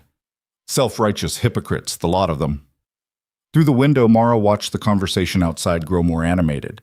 Mrs. Whitmore was doing most of the talking, her gestures sharp and aggressive. Cole stood like stone, unmoving. Then Mrs. Whitmore pointed directly at the kitchen. At Mara. "I should go out there," Mara said. "Bad idea." "They came because of me. I should face them." "You don't owe them anything." "Maybe not, but hiding makes me look guilty." Before Walter could argue further, Mara removed her apron and walked outside. The cold hit her like a physical blow, but she kept moving across the yard toward the confrontation. Mrs. Whitmore saw her coming and smiled, a sharp, cruel expression that had nothing to do with pleasure. "Mrs. Bell." "How convenient. We wanted to speak with you." "Then speak." Up close, Mrs. Whitmore looked exactly as Mara remembered, expensively dressed, immaculately groomed, radiating the kind of confidence that came from never experiencing real hardship. "We've heard disturbing reports about your situation here." "My situation is that I work as a cook, that's all. A cook who lives on the property, with her young daughter, in close proximity to 30 men and a single employer." Mrs. Whitmore's voice dripped with false concern. "Surely you can see how that appears." "I see that I have a job and a home. Everything else is your imagination." One of the other council members, a thin man with wire-rimmed glasses, spoke up. "Mrs. Bell, we're offering you a chance to return to Black Hollow. We've arranged a position at the church charity house. It's proper, respectable. The charity house where I'd work 16 hours a day for no wages and live in a room shared with 6 other women?" Mara's voice was steady despite the anger building inside her. "Where Elsie would be separated from me during the day and fed whatever scraps were left? That charity house? It's better than living in sin." "I'm not living in sin. I'm living in a cabin, alone, with my daughter, working a legitimate job." Mrs. Whitmore turned to Cole. "Mr. Mercer, surely you understand the position this puts you in. Your business relationships in Black Hollow are substantial. The bank, the suppliers, the livestock buyers, they're all concerned about your judgment." "My judgment is fine," Cole said flatly. "Is it?" "Because employing a desperate widow in such close quarters suggests otherwise." "Mrs. Whitmore," Cole's voice was dangerously quiet, "you rode 2 hours in freezing weather to my property to tell me how to run my ranch. Here's my response. Get off my land." "Mr. Mercer, now." Mrs. Whitmore's smile vanished. "This isn't over. The council will take appropriate action." "The council has no authority here. This is private property, and you're trespassing." The thin man tried again. "We're simply concerned about propriety." "Propriety?" Cole laughed, harsh and bitter. "You want to talk about propriety? Let's talk about how Black Hollow let Mara and her daughter nearly starve to death. Let's talk about how your charity house is basically indentured servitude. Let's talk about how you only care about appearances, not actual people. We care about moral standards. You care about control, about keeping poor people grateful and quiet and in their place." Cole stepped closer to Mrs. Whitmore, his size suddenly intimidating. "Here's a moral standard for you. I pay fair wages for honest work. Maribel is an excellent cook who's treated with respect by everyone here. If that offends your delicate sensibilities, that's your problem, not mine." "The business community will hear about this," Mrs. Whitmore warned. "Let them hear. I'll take my business to Riverside instead. Their suppliers are cheaper anyway." Mrs. Whitmore's face flushed with anger. "You're making a mistake, Mr. Mercer. The only mistake I made was wasting time on this conversation. Leave. For a moment, Mara thought Mrs. Whitmore might argue further. Then she turned sharply and stalked back to her horse. "This reflects poorly on you, Mrs. Bell," she said as she mounted. "When this arrangement falls apart, and it will, don't expect Black Hollow to welcome you back." "I wouldn't go back if you paid me," Mara said clearly. The three riders left at a gallop, disappearing down the mountain road. Mara stood shaking, not from cold, but from adrenaline and anger and a dozen other emotions she couldn't separate. "You didn't have to do that," she said to Cole. "Yes, I did. They might actually hurt your business relationships." "I meant what I said. Riverside's suppliers are better anyway." He looked at her directly. "And for the record, there's nothing improper about you being here. Those people just can't stand seeing someone escape their control. Still, thank you for defending me." "Shouldn't have to be defended against lies." Walter appeared from wherever he'd been watching. "That was something. Haven't seen you that fired up in years, boss." "They had it coming." "That they did?" Walter grinned at Mara. "You held your ground pretty well too, ma'am. Most people wilt under Mrs. Whitmore's judgment." "I spent 3 years wilting under it. I'm done." The three of them stood in the frozen yard. The crisis passed, but the implications still settling. Finally, Cole cleared his throat. "Breakfast ready?" "Should be." "Good. I'm starving." He walked toward the house as if nothing significant had just happened. But something had changed. Mara felt it in the way the men looked at her during breakfast. With respect, not just politeness. In the way Walter nodded approvingly whenever she passed. In the way Cole's defense of her echoed in her mind, making her feel seen and valued in a way she hadn't experienced since Thomas died. It was dangerous, this feeling of belonging, because the more she belonged here, the more she had to lose. The days that followed were tense with waiting for the council to make good on their threats, waiting for business relationships to collapse, waiting for everything to fall apart. But nothing happened. Supplies arrived on schedule, the bank sent no concerning letters. Life continued exactly as before. Except for one thing. Cole started spending more time around the house. Not working, exactly. Just present. He'd appear in the kitchen doorway while Mara cooked, ostensibly checking on supplies. He'd linger after meals, drinking coffee while the men filed out. He'd walk Mara and Elsie back to their cabin in the evenings, citing safety concerns about the dark. It should have been awkward. Instead, it felt natural. One evening, after Elsie had gone to bed, Mara stood outside the cabin looking at the stars. So many of them out here, away from town lights, that the sky looked crowded. "Can't sleep?" She jumped at Cole's voice behind her. "Just needed air, you?" "Making rounds, checking the property." He moved to stand beside her, maintaining careful distance. "Beautiful night." "It is." They stood in comfortable silence for several minutes. Finally, Cole spoke again. "I've been thinking about what Mrs. Whitmore said." Mara's stomach tightened. "What about it?" "About how this looks. About propriety." He paused. "She's not completely wrong. Your reputation, I don't care about my reputation." "You should, for Elsie's sake." "Elsie is happy here, safer here, better fed here. That matters more than what people in Black Hollow think." What if there was a way to have both, safety and respectability?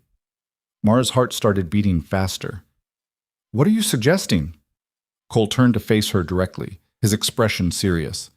"I'm suggesting we should consider making this arrangement permanent, legal." "Legal how?" "Marriage." The word hung between them like something physical. Mara couldn't breathe. "You're not serious." "Completely serious. It solves the propriety problem, protects your position here, gives Elsie stability." His voice was matter-of-fact, like he was discussing a business transaction. "It makes sense." "Marriage makes sense," Mara repeated slowly. "For practical reasons, yes." "And what about impractical reasons, like actually caring about each other?" "We get along fine. We work well together. That's more than most marriages have." Mara laughed, a sharp, bitter sound.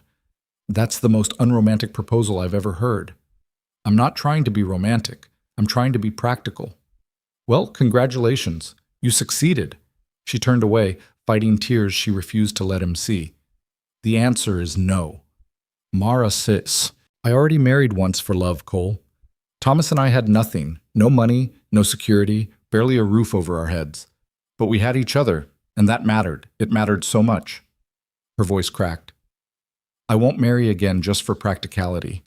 I'd rather struggle alone than settle for someone who sees me as a solution to a problem. That's not... Yes, it is. That's exactly what this is. You want to fix the situation Mrs. Whitmore created. You want to make things tidy and proper, but you don't want me. Not really. She walked back into the cabin and shut the door before he could respond. Inside, she leaned against the wall, shaking. Marriage. He'd offered marriage like someone offering a business contract. And the worst part, the absolutely worst part, was that a tiny, desperate part of her had wanted to say yes anyway. Because at least then she'd have security, legal protection, a future that didn't depend on someone's goodwill. But she couldn't do it. She'd rather face uncertainty than live in a marriage built on nothing but practical convenience, even if it meant gambling with everything she'd worked to build here, even if it meant risking it all. The silence between them stretched across 3 days. Cole avoided the kitchen except during meals, eating quickly and leaving without making eye contact. Mara cooked with mechanical efficiency, keeping her focus on the work and nothing else. The men noticed something had shifted but were smart enough not to ask questions. Only Walter dared to comment, cornering Mara in the pantry while she took inventory. Whatever happened between you two, fix it. There's nothing to fix. Don't lie to an old man. Cole's been stomping around like a bear with a sore tooth, and you look like you haven't slept in a week. He crossed his arms. This place runs better when you're both acting like adults instead of stubborn children. Walter, I appreciate the concern, but this isn't your business. Everything that affects this ranch is my business. I'm the foreman. He softened slightly. Look, I don't know what he said or did, but Cole's not good with people. Never has been. His wife used to complain that talking to him was like talking to a fence post, technically there, but not really listening. This is different. Is it? Because from where I'm standing, it looks like two lonely people scared to admit they might actually care about each other. Mara turned away, unable to meet his eyes. You're wrong. Maybe, but I've been watching both of you for weeks now, and I've seen the way he looks at you when he thinks nobody's paying attention. That's not just practical interest, ma'am. That's something else entirely. Then he has a strange way of showing it. Walter chuckled. Welcome to Cole Mercer. The man could survive a blizzard with nothing but a knife and his stubbornness, but put him in a room with emotions and he panics like a horse in a burning barn. Despite everything, Mara almost smiled. That's a vivid image. It's accurate. Walter headed for the door, then paused. Give him a chance to figure out what he actually feels instead of what he thinks he should feel. Might surprise you both. After he left, Mara stood alone among the shelves of supplies, thinking about practical proposals and fences posts and men who survived everything except their own hearts. That night, she couldn't sleep. She lay awake listening to Elsie's breathing and the wind outside, replaying Cole's proposal over and over, trying to understand what had made her so angry. The practical part of his offer made sense. Marriage would solve the propriety problem, give her legal standing, protect Elsie's future. Those were real, valuable things. But somewhere in the past few weeks, Mara had started wanting more than practicality. She'd started wanting something she had no right to expect from a man who'd been clear from the beginning that he was damaged, closed off, incapable of offering more than fair wages and respectful distance. The wanting terrified her more than poverty ever had, because wanting meant hoping, and hoping meant the possibility of losing everything all over again. Around midnight, she gave up on sleep and went to the kitchen. Sometimes baking helped quiet her mind. The familiar motions, the precise measurements, the transformation of simple ingredients into something sustaining. She was elbow-deep in bread dough when she heard footsteps. Cole stood in the doorway, fully dressed despite the late hour, looking as exhausted as she felt. Couldn't sleep either? Mara kept kneading. Apparently not. He moved into the kitchen, maintaining careful distance, and poured himself coffee from the pot she'd made earlier. They existed in awkward silence for several minutes, Mara working dough and Cole drinking coffee, both pretending this was normal. Finally, Cole spoke. I owe you an apology. You've said that before. This time, I mean it differently. He set down his cup. I handled that badly, the proposal. Yes, you did. I thought I was being smart, practical, solving a problem. He paused. But I wasn't thinking about what you'd hear when I said it, about how it would feel to be offered marriage like it was a business transaction. Mara stopped kneading and looked at him directly. What made you realize that? Walter punched me. What? Not hard, just enough to get my attention. Then he called me an idiot and told me I'd insulted the best thing that had happened to this ranch in 5 years. Cole's mouth twitched almost into a smile. He also said if I didn't fix it, he'd tell all the men I cried watching Elsie learn to ride a horse. Did you? That's not the point. This time Mara did smile just slightly. So what are you saying, Cole? That you want to propose again? More romantically this time? No. I'm saying I don't know what I want, and that's the problem. He looked away, his jaw tight. I spent 5 years building walls around everything I felt. Easier than hurting, safer than hoping for things that might disappear. Then you showed up and started knocking holes in those walls without even trying. I didn't mean to. I know. That's what makes it worse. He turned back to her, and for the first time she saw real vulnerability in his expression. You cook in my kitchen and make the place smell like home. You decorate for Christmas, even when I act like a bastard about it. You stand up to town councils and refuse to apologize for existing. And Elsie, his voice caught. Elsie looks at me like I'm someone worth trusting, and I don't know how to handle that. Mara's throat tightened. Cole. Let me finish, please. He took a breath. When I offered marriage, I wasn't trying to insult you. I was trying to protect you the only way I know how, by making things official, legal, safe. But you were right. That's not enough. It's not fair to you, and it's not honest about what I actually feel. And what do you feel? The question hung between them, heavy with implications. Cole was silent for a long time, visibly struggling. Terrified, he said finally. Because caring about someone means they can hurt you, and I'm not sure I can survive being hurt like that again. The honesty in his voice cracked something open inside Mara's chest. You think I'm not terrified? I'm a widow with a child, working on a ranch where I have no legal protection, caring about a man who proposed marriage like it was a livestock purchase. I'm absolutely terrified. Then we're both idiots. Apparently, they stared at each other, two damaged people standing in a kitchen at midnight, finally admitting truths neither wanted to face. So what do we do? Cole asked quietly. I don't know, but I know what we don't do. We don't get married just to solve a problem. If we're going to do this, it has to mean something real. What if I don't know how to make it real? What if I'm too broken to give you what you deserve? Mara crossed the space between them, flower dust still covering her hands, and looked up at this impossibly tall man who'd saved her life without realizing it. I'm broken too, Cole. We're both walking around with pieces missing, but maybe that's okay. Maybe broken people can build something that works anyway. You really believe that? I don't know, but I'm willing to find out if you are. Cole reached out slowly, carefully, and brushed a streak of flour from her cheek.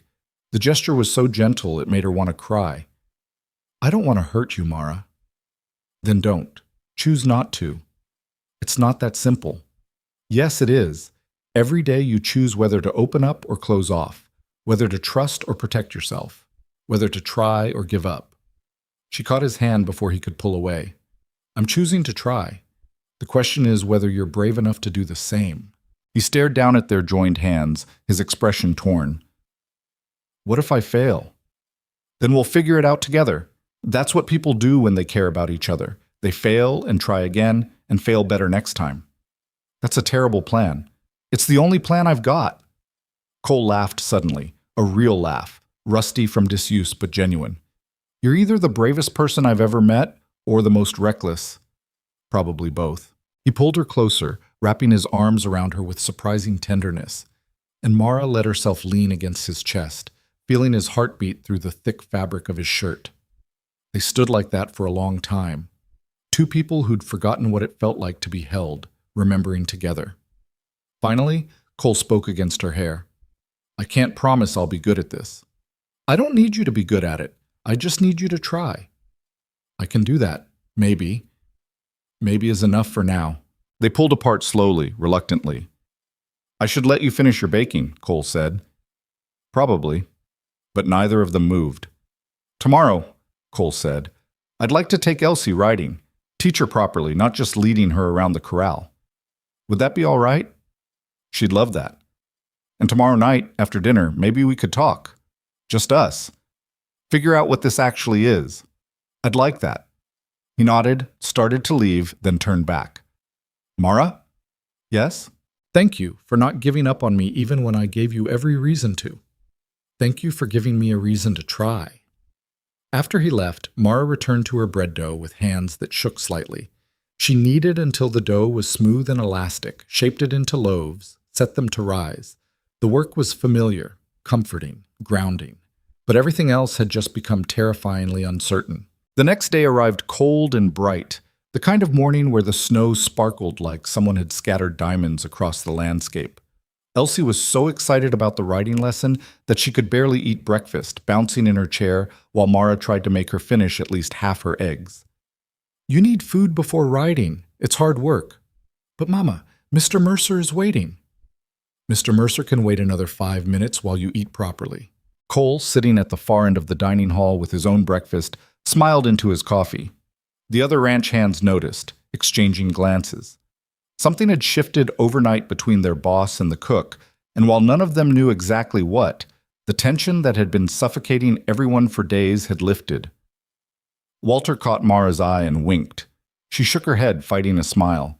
After breakfast, Cole took Elsie out to the corrals while Mara watched from the kitchen window, supposedly doing dishes, but really just watching her daughter learn something new. Cole was patient in a way she hadn't fully appreciated before. Never pushing, never frustrated when Elsie got nervous, always ready to steady her when she wobbled. He lifted her onto Copper's back like she weighed nothing, kept one hand on the horse's bridle, and walked them slowly around the enclosure. Elsie's face was pure concentration mixed with joy. That's a good sight! Mara jumped. Walter had appeared beside her, also watching through the window. She's fearless, Mara said. Gets it from her mama. Walter leaned against the counter. Cole's good with her. Better than I expected, honestly. Man spent 5 years convinced he didn't want kids anywhere near him, and now look at him. People can change. Some people. Others just get more set in their ways until they're basically furniture. He glanced at Mara. I'm glad you two worked out whatever was broken. Place runs better when the two of you aren't avoiding each other. We didn't exactly work it out. More like agreed to figure it out as we go. That's all anyone can do. Marriage is just two people stumbling forward together and hoping they don't trip over their own feet too often. Mara blinked. Who said anything about marriage? Walter's expression was innocent. Did I say marriage? Meant partnership, working relationship, whatever you want to call it. Walter. Gotta check on the cattle. You keep watching your daughter. She's doing great. He left before Mara could interrogate him further. That afternoon, while Elsie napped exhausted from her writing lesson and Mara prepared dinner, Cole appeared in the kitchen doorway. Got a minute? Always. What do you need? He held up a letter. This came with the supply wagon today from the bank in Black Hollow. Mara's stomach dropped. Bad news? Opposite, actually. They're apologizing for any misunderstanding caused by the town council's visit. Apparently, several large ranchers told them if they caused problems for me, they'd move their business elsewhere. He set the letter on the counter. Turns out standing up to Mrs. Whitmore was good for business, not bad. That's unexpected. People respect strength, even when they don't like it. He paused. But that's not why I wanted to talk. There's something else. Mara set down her knife, giving him full attention. I've been thinking about what you said last night, about trying, about choosing to be open instead of closed off. He seemed to be struggling with how to say something. I want to tell you about my wife, about what actually happened. You don't have to. I do. Because if we're going to move forward, you should know what you're dealing with. Mara nodded slowly. All right. Cole pulled out a chair and sat heavily, like the story was a physical weight. I met Catherine in Riverside. She was visiting family, staying at the hotel where I sold cattle. Beautiful, educated, from money. I had no business courting her, but she seemed interested in ranch life. Said it sounded romantic, adventurous. His laugh was bitter. Turns out there's a big difference between the idea of ranch life and actually living it. What happened? First winter was hard. She wasn't used to isolation, to cold, to the constant work. Kept saying it would get easier, but it didn't. Second winter was worse. She started talking about moving back to Riverside, running the ranch from town. I said, no, you can't run a ranch you don't live on. We fought a lot. He was quiet for a moment, staring at his hands. Third winter, she told me she was pregnant. Mara's breath caught. I was terrified but also happy. Thought maybe a child would give her a reason to stay, to make this place feel like home. Started planning everything. How we'd convert one of the rooms into a nursery, how we'd handle a baby through the winter, all of it. What happened? She lost it. 3 months in. Came home from checking fences and found her in bed, bleeding. Rode to town through a blizzard to get the doctor, but by the time we got back, it was over. His voice was flat, emotionless. The tone of someone who'd told this story to himself so many times, it no longer felt real. Doctor said these things happen, couldn't have been prevented, but Catherine blamed me. For what? You didn't, For bringing her to a place too far from medical help. For making her work when she should have been resting. For not realizing something was wrong sooner. He met Mara's eyes. For wanting her here in the first place. Cole, that's not fair. You couldn't have known. She left 2 weeks later, said she couldn't stay in a place that had killed our child. Packed her things and left while I was out working. Didn't even say goodbye, just left a note saying she'd file for divorce through a lawyer. He leaned back in his chair. That was 5 years ago. Haven't heard from her since except through legal paperwork. Divorce was finalized 3 years ago. Mara sat down across from him, processing this. I'm so sorry. Don't be. It was a long time ago. Grief doesn't care about time. Cole looked at her sharply, surprised by the observation. No, he admitted. It doesn't. Is that why you shut everyone out? Why you turned this place into just work and survival? Easier than feeling, safer than caring about things that might leave.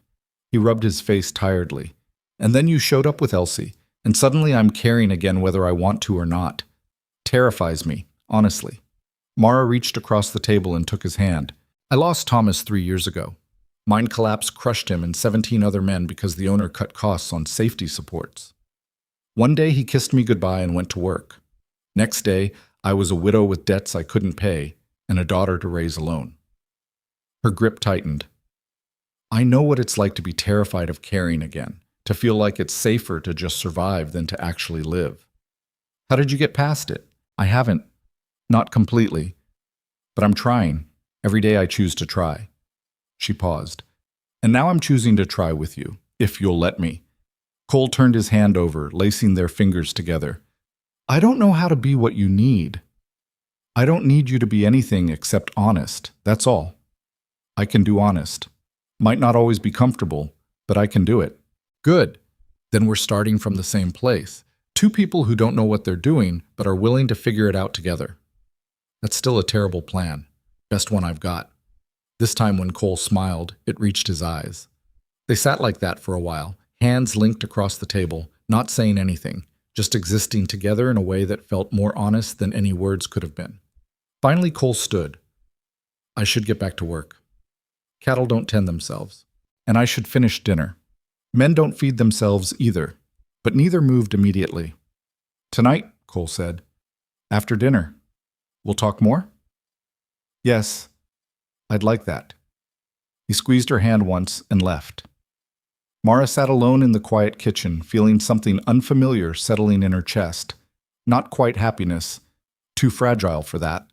Not quite peace, too uncertain for that. But maybe the beginning of both. Dinner that night was louder than usual. The men were in good spirits, joking and arguing and eating with enthusiasm. Several complimented Mara directly on the roast chicken, which was apparently even better than her usual excellent standard. Cole ate with them, but kept glancing at Mara. Small looks that probably weren't as subtle as he thought. Walter noticed and grinned into his plate. After the men left and the dishes were done, Mara put Elsie to bed in the cabin with promises that she'd only be gone for a little while.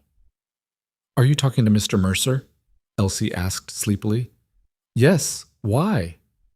Good, I like it when you talk to him. You smile more. Mara kissed her daughter's forehead, marveling at how perceptive 7-year-olds could be. Cole was waiting in the kitchen, 2 cups of coffee already poured. Figured we'd need these. Probably. They sat at the same table where they'd talked earlier, the kitchen warm from the day's cooking, lantern light casting soft shadows. So, Cole said. Where do we start? Honestly, I have no idea. That makes two of us. They both laughed, the awkwardness easing slightly. All right, Mara said. Let's start with the practical stuff first. What does this actually mean? Are we courting? Is that even the right word? I don't know what the right word is, but I know I want to spend more time with you, get to know you better, figure out if what I think I'm feeling is real or just loneliness disguised as something else. That's fair. I want the same thing. Good. So we take it slow, spend time together, talk, see what develops naturally instead of forcing something that isn't there. And what about everyone else? The men? Walter? Do we tell them? Cole considered this. Walter already knows something's happening. Man's too observant for his own good. The others probably suspect. But we don't need to make an announcement. Let them figure it out on their own. What about Elsie? What about her? She's getting attached to you. If this doesn't work out, then we handle it like adults and make sure she's not hurt in the process. Cole's voice was firm. I care about that kid, Mara. Whatever happens between us, I'm not going to abandon her or treat her badly. The certainty in his voice made Mara's chest tight. Okay, then we're doing this, slowly, carefully, with no guarantees about where it leads. Agreed. They shook hands formally, then both realized how ridiculous that was and laughed. This is weird, Mara said.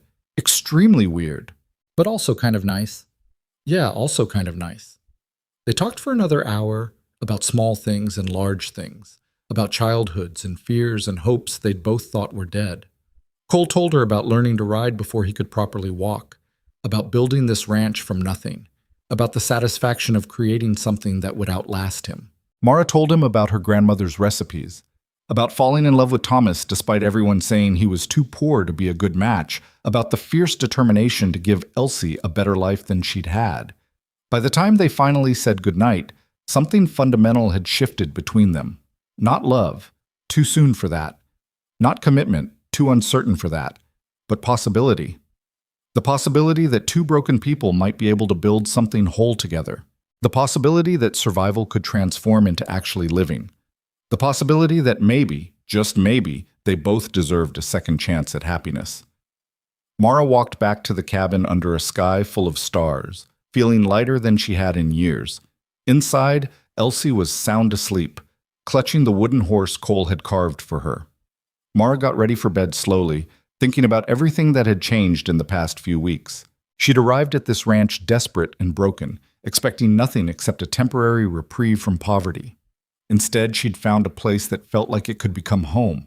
Men who respected her work, a daughter who was finally allowed to be a child, and a man who was just as damaged as she was, but willing to try healing together. It wasn't perfect. It wasn't guaranteed, but it was real. And after 3 years of barely surviving, real was more than enough. The weeks that followed felt like learning to walk after a long illness. Tentative, uncertain, but slowly gaining strength. Cole and Mara didn't announce their changed relationship, but everyone noticed anyway. The way he lingered in the kitchen after meals, the way she smiled when he entered a room, the way they talked in low voices by the stove, leaning close like they were sharing secrets the rest of the world didn't need to hear. Walter pretended not to see any of it while grinning like he'd won a bet with himself. The ranch hands adjusted quickly, treating the development as if it were the most natural thing in the world. A few made knowing comments that Cole shut down with single warning looks, but mostly everyone just went about their business.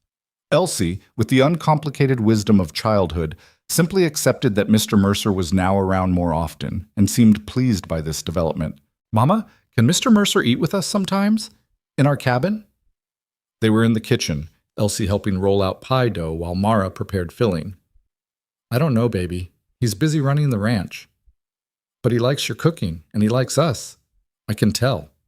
Mara glanced at her daughter's flour-dusted face, seeing hope there that both warmed and terrified her. Maybe we can ask him. But don't be upset if he says no, all right? He has a lot of responsibilities. He'll say yes, Elsie said with absolute certainty. He likes us. That evening, Mara gathered her courage and extended the invitation while Cole helped her carry firewood to the cabin. Elsie wants to know if you'd like to have dinner with us sometimes. Just the three of us. In the cabin instead of the dining hall. Cole paused, arms full of split logs. You sure? I don't want to intrude. You wouldn't be intruding. We're asking. Then yes, I'd like that. Even though my cabin cooking won't be as fancy as what I make for 30 men. Especially because of that. So 3 nights later, Cole appeared at their cabin door carrying a bottle of preserved cherries from the ranch stores and wearing what appeared to be a clean shirt, an effort Mara found more touching than any grand gesture. Dinner was simple: roast chicken, potatoes, carrots, and bread still warm from the oven. Nothing elaborate, but made with care. Elsie chattered through the entire meal, telling Cole about the new book she was reading and asking endless questions about horses and cattle and whether she could learn to rope like the ranch hands. Maybe when you're older, Cole said. That's what adults always say when they mean no. Mara tried not to laugh. Elsie, be respectful.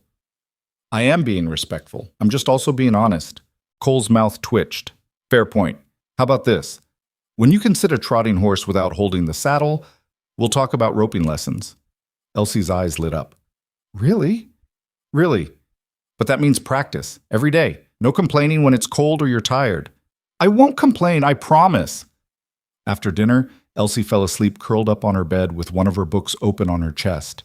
Mara covered her with a blanket while Cole banked the fire in the stove. She's a good kid, he said quietly. She likes you, trusts you. The feeling's mutual. They sat together on the small bench near the stove, shoulders touching, watching the fire through the grate. This is nice, Mara said. It is. Scary, though. Why scary? Because it feels too good. Like something this good can't possibly last. Cole was quiet for a moment. My wife used to say something similar, that she was waiting for the other shoe to drop, for ranch life to reveal itself as the nightmare she suspected it was. He paused. Turns out she was creating her own nightmare by constantly expecting one. I'm not like your wife. I know. You're stronger, more practical. You see problems and solve them instead of waiting for someone else to fix everything.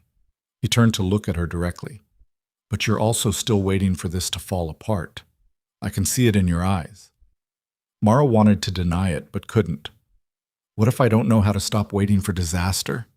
Then I guess we both learn together, because I'm doing the same thing. They sat in comfortable silence, two people slowly learning to trust that good things could be real and lasting. Finally, Cole stood. I should go. Let you get some rest. You could stay longer if you wanted. I want to, but if I stay longer, I'll want to stay all night, and we agreed to take this slow. We did agree to that. Doesn't make it easier, though. No, it doesn't. He kissed her forehead, a gentle, careful gesture that made her heart ache with its tenderness. Good night, Mara. Good night, Cole. After he left, Mara sat alone by the dying fire, touching the spot where his lips had pressed against her skin, and allowed herself to believe that maybe, just maybe, she deserved this happiness. January brought weather that made December look mild by comparison. Temperatures dropped so low that water froze solid in pipes overnight. Snow fell in walls of white that buried fences and made travel impossible. The men worked in shifts, each crew taking shorter periods outside to prevent frostbite. Mara cooked constantly. Hot food was the only thing keeping everyone functional. Soups that could warm frozen bones. Bread fresh from the oven. Coffee strong enough to strip paint. Cole spent most days outside with the men, coming in only briefly to thaw out before heading back into the cold. Each time he stopped by the kitchen first, ostensibly to check supplies, but really just to see Mara. You look frozen, she said one afternoon, noting his red face and ice-crusted beard. I am frozen. Lost feeling in my toes about an hour ago. Sit. I'll get you something hot. She poured coffee and ladled soup, setting both in front of him with bread and butter. Cole wrapped his hands around the coffee cup, absorbing its warmth. How do you survive this cold every year? Mara asked. You get used to it, mostly. He took a long drink. Though I'll admit it's easier knowing there's a warm kitchen and good food waiting. Just the food? Well, the cook's not bad either. Mara threw a dish towel at him. He caught it, grinning, an expression that was becoming more common, though still rare enough to feel special. I should get back out there. Be careful. Always am. But that night, Cole didn't show up for dinner. Neither did Walter and 3 other men. Mara tried not to panic. Ranch work was unpredictable. Sometimes things ran late. It didn't necessarily mean something was wrong, except it was full dark below zero and they'd been gone for 9 hours. The men in the dining hall were getting restless, glancing toward the door every few minutes. Finally, one of the younger hands, Jacob, the red-haired one who smiled easily, stood up. "I'm going to look for them." "Bad idea, Chi," another man said. "You'll just get lost too." "Can't leave them out there. Cole knows these mountains better than anyone. He'll bring them back." But even as he said it, doubt colored his voice. Mara's hand shook as she cleaned dishes, trying to keep busy, trying not to imagine Cole frozen somewhere in the darkness. An hour later, they heard horses. Everyone poured outside into the brutal cold. Through the blowing snow, 5 figures appeared, Cole leading, the others following. Walter was slumped in his saddle, barely conscious. The other 3 men looked nearly as bad, their faces blue-white with cold. "Get them inside," Cole shouted. "Now!" The men moved fast, helping the frozen riders down and half-carrying them into the dining hall. Mara already had blankets ready, hot water heating, whiskey poured. "What happened?" she asked Cole. "Fence break in the north pasture, cattle scattered. By the time we rounded them up, the storm hit harder than expected. We got turned around." His voice was flat, matter-of-fact, but she could see the fear underneath.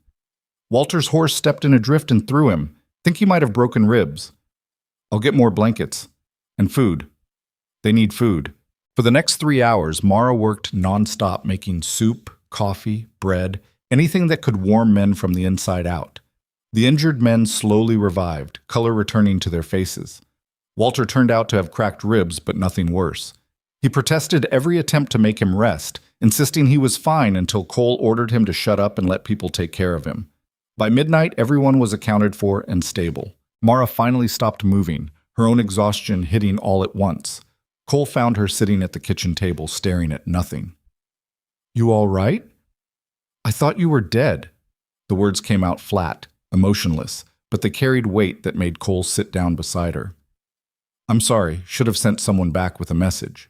"There wasn't time, I know." She looked at him, really looked at him, seeing the exhaustion and lingering fear in his face. "This is ranch life, isn't it? This constant possibility that someone might not come back?" "Yes." "I don't know if I can live with that." Cole was quiet for a long moment. "My wife said the same thing. Said she couldn't handle the uncertainty, the constant worry, that it was slowly killing her. Was she right?" "I don't know, maybe, but I also think—" He paused, choosing words carefully. "I think fear of losing something and actually losing it are different things. One destroys you slowly from inside. The other is sharp and sudden, but at least it's real. That's a bleak way to look at life. It's an honest way to look at life." Mara wanted to argue, but she was too tired. "I don't want to lose you," she said quietly. "You won't." "You can't promise that." "No, I can't." He took her hand. "But I can promise I'll do everything possible to come back every single time. And I can promise that whatever time we have, it'll be real and honest and worth the risk." "What if it's not enough?" "Then it's not enough, and we both have to live with that. But giving up now because we're scared of losing each other later seems like the worst possible option." He was right, and Mara knew it. Fear couldn't dictate her entire life. She'd survived too much to let fear win now. "All right," she said. "But you have to promise me something." "What?" "Promise you'll always be as careful as possible. No unnecessary risks. No playing hero when someone else can handle it." "I promise to try." "Not good enough." "Mara, I run a ranch. Risk is part of the job." "Then make the job safer. Hire more men. Invest in better equipment. Whatever it takes to reduce the danger." Cole studied her face, seeing the genuine fear there. "All right, I promise. As much as reasonably possible, I'll be careful." "Thank you." They sat together in the quiet kitchen, hands linked, both aware of how fragile life was and how precious the moments they had together. February came with slightly warmer temperatures and the first hints that winter might eventually end. The ranch settled back into routine. Cole implemented new safety measures, requiring men to work in pairs during severe weather, establishing regular check-in times, investing in better cold weather gear. Walter grumbled that everyone was coddling him while secretly seeming pleased by the attention, and Cole and Mara's relationship continued deepening in small, steady ways. He started spending more evenings in their cabin, reading while Elsie did her lessons and Mara sewed or baked. Sometimes they talked. Sometimes they sat in comfortable silence. Both felt equally important. One evening, Elsie looked up from her book. "Mr. Mercer?" "Yeah, kid." "Are you going to marry my mama?" Mara nearly dropped the shirt she was mending. Cole carefully marked his place in his own book and gave Elsie his full attention. "Why do you ask?" "Because you're here all the time now. And you look at Mama the way Papa used to look at her. And she smiles more when you're around." Elsie's voice was matter-of-fact, like she was listing obvious observations. "So I figured you probably want to marry her." "Elsie," Mara started, but Cole held up a hand. "That's a fair question. Deserves a fair answer." He looked at Elsie seriously. "I care about your mama very much. And I care about you. But marriage is complicated. It means big changes. And before I ask something that important, I want to make sure we all know what we're getting into." "Would we still live in the cabin?" "No, you'd live in the main house, with me." "Would Mama still cook?" "If she wanted to, but she wouldn't have to. We'd hire someone else to handle meals." Elsie considered this carefully. "Would I still get writing lessons? Every day if you want." "And we'd be a family? A real family?" Cole's voice was gentle. "Yes, a real family. Then you should ask her." "Elsie!" Mara's face was burning, but Cole was smiling. "Well, I've been thoroughly negotiated with by a 7-year-old. That's a first." "I'm just being practical," Elsie said, unconsciously echoing something Mara had said weeks ago. "Yes, you are." Cole stood. "But before I ask your mama anything, I need to make sure she actually wants to be asked. So I'm going to talk to her, alone. Think you can go read in your bed for a bit?" Elsie looked between them, then gathered her book. "Okay, but Mama?" "Yes?" "Say yes. He's nice and he makes you happy. That's what matters." Then she disappeared into the other room, leaving 2 adults staring at each other. "I'm sorry," Mara said. "I didn't put her up to that." "I know you didn't. She's just observant." Cole sat back down, this time closer to Mara. "But she's not wrong. I have been thinking about asking you, just wasn't sure of the timing." "Cole, let me say this before I lose my nerve." He took her hands. "I'm not good with words. I'm not romantic. I can't promise you an easy life or freedom from worry. What I can promise is honesty, loyalty, and my absolute best effort to make you and Elsie happy. That's all I've ever wanted. Then marry me. Not because it's practical or solves problems. Marry me because when I imagine my future, you're in every part of it. You and Elsie both." Mara's eyes filled with tears. "That's the most romantic thing anyone's ever said to me." "Is that a yes?" "It's a yes. Absolutely yes." Cole pulled her close and kissed her, not carefully or tentatively like before, but with complete certainty, like a man who'd finally stopped being afraid of his own feelings. When they finally pulled apart, both breathless, Elsie's voice came from the other room. "Did she say yes?" They both laughed. "Yes," Mara called back. "I said yes." A whoop of joy came from behind the curtain. "She's been planning this," Cole said. "Apparently. Smart kid. She gets it from her father." They sat together on the small bench, foreheads touching, processing the fact that their lives had just changed forever. "When?" Mara asked. "When what? When do you want to get married?" "Tomorrow if it were up to me, but we should probably give people time to prepare. Maybe a month?" "A month works." "Should we have a ceremony, something official?" Mara thought about her first wedding, a huge church affair in Black Hollow, expensive and elaborate, designed to impress people she'd never see again. "Something small, just us and the ranch hands. Here, not in town." "Perfect." They told everyone the next morning at breakfast. The dining hall erupted in cheers, whoops, and several off-color jokes that Cole shut down with a single look. Walter stood up, raising his coffee cup. "About damn time. Thought I'd have to lock you two in a room together to make this happen." "Walter," Cole warned. "What?" "I'm just saying what everyone's thinking. You're both stubborn as mules and twice as slow to figure out what's right in front of you." The old foreman grinned. "But you got there eventually. That's what counts. The men insisted on celebrating with extra food at dinner. No special occasion was complete without extra food, apparently. Mara found herself cooking for what felt like a party, men coming by all day to offer congratulations and jokes in roughly equal measure. By evening, she was exhausted but happy. Cole found her in the kitchen after dinner, finishing the endless dishes. "You don't have to do this anymore, you know. We can hire someone." "I know, but I like it. This is my space where I feel most myself." "Then keep it. Do whatever makes you happy." He started drying dishes without being asked, and they worked in comfortable silence. "Cole?" "Yeah?" "Thank you." "For what?" "For seeing me when everyone else looked away. For giving Elsie a chance at a real childhood. For being brave enough to try again even though you were terrified." "Could say the same to you." "I guess we saved each other." "Guess we did." The wedding took place on a surprisingly warm day in early March, when the snow had started melting and the first hints of spring were visible in the air. No fancy clothes, no elaborate ceremony, just Mara in her best dress, still patched but clean, and Cole in a suit that Walter swore he'd seen worn at least twice before. The ranch hands gathered in the main house, which someone had decorated with pine branches and wildflowers that absolutely shouldn't have been blooming yet, but somehow were. A traveling preacher from Riverside performed the ceremony, speaking about commitment and partnership and building lives together through hard work and mutual respect. When he asked if Cole took Mara as his wife, Cole answered before the question was even finished. "Absolutely."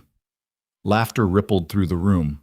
When Mara said, "I do," her voice was steady and clear. No doubts, no hesitation, just certainty that this was exactly where she was supposed to be. They kissed, and the room erupted in cheers. Elsie watched from the front row, beaming so hard her face might split. The celebration afterward was loud, chaotic, and perfect. Someone produced a fiddle.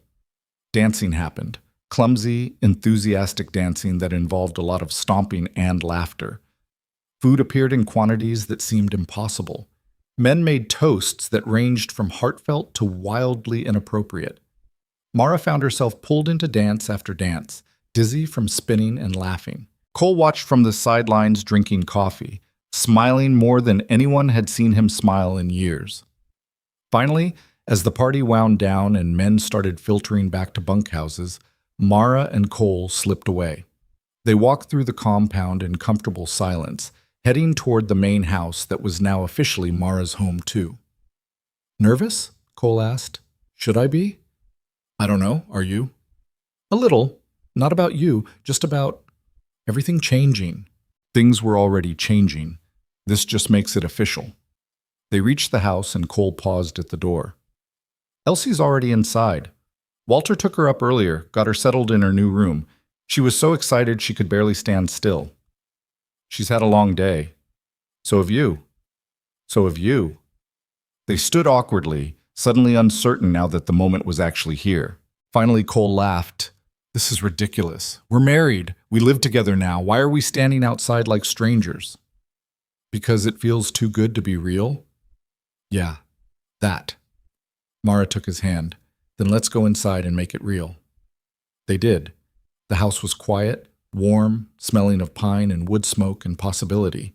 Elsie was indeed already asleep in her new room, a space 3 times larger than what she'd had in the cabin, with real furniture and windows that looked out over the mountains. Cole and Mara stood in the doorway, watching her sleep. "She's happy here," Mara whispered. "So are you." "Yes, I am." They moved to their own room, a space Mara had barely seen before, now somehow hers to share. It should have been awkward this first night as husband and wife. Instead, it felt natural. They talked quietly, getting ready for bed, sharing the space like they'd been doing it for years instead of hours. When they finally lay down together, Cole pulled Mara close. "Thank you," he said quietly. "For what?" "For taking a chance on a damaged rancher who didn't know how to ask for what he needed. Thank you for taking a chance on a desperate widow who didn't know she deserved more than survival."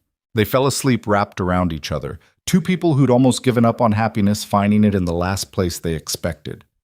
The months that followed brought changes both large and small. Mara hired another cook to handle daily meals, freeing her to focus on other things, managing the household accounts, planning improvements to the ranch, and occasionally cooking just because she wanted to, not because she had to. Elsie thrived, growing taller and braver and more confident. She learned to ride well enough that Cole started teaching her to rope. She made friends with some of the ranch hands' children who showed up each summer. She became part of the ranch in ways that felt permanent and right. Cole slowly opened up more, the walls he'd built around himself coming down piece by piece. He laughed more, talked more, let himself be vulnerable in ways he'd forgotten were possible. And Mara discovered something she hadn't expected. Happiness didn't mean the absence of fear or struggle. It meant facing those things with someone beside you who was committed to figuring it out together. Some nights were still hard. Some days brought arguments or frustration or worry. Ranch life remained unpredictable and sometimes dangerous. But they faced it all together. One evening in late summer, almost a year after Mara had first arrived at Broken Creek Ranch, she stood in the kitchen making pie while Cole and Elsie worked on reading lessons at the table. Through the window, she could see the mountains turning gold with sunset, the cattle grazing peacefully, the ranch hands finishing their work for the day. Everything looked exactly as it had when she'd arrived, and yet everything was completely different. "Mama, can I have pie when it's ready? You can have a small piece after dinner." "What about me?" Cole asked. "You can have a normal piece." "Why does he get more?" Elsie protested. "Because he's bigger." "That's not fair." "Life's not fair, kid," Cole said, but he was grinning. Mara watched them bicker playfully and felt her chest tighten with emotion. This was home. Not the building, not the ranch, not even the mountains or the valley. These people, these moments, this ordinary evening that felt extraordinary simply because they were together. She'd come to Broken Creek expecting temporary refuge. Instead, she'd found a life worth living, and that made all the struggle worthwhile. Later that night, after Elsie was in bed and the house was quiet, Cole found Mara on the porch, looking at the stars. "Thinking about something?" "Just remembering." "Remembering what?" "The day we met. How desperate I was.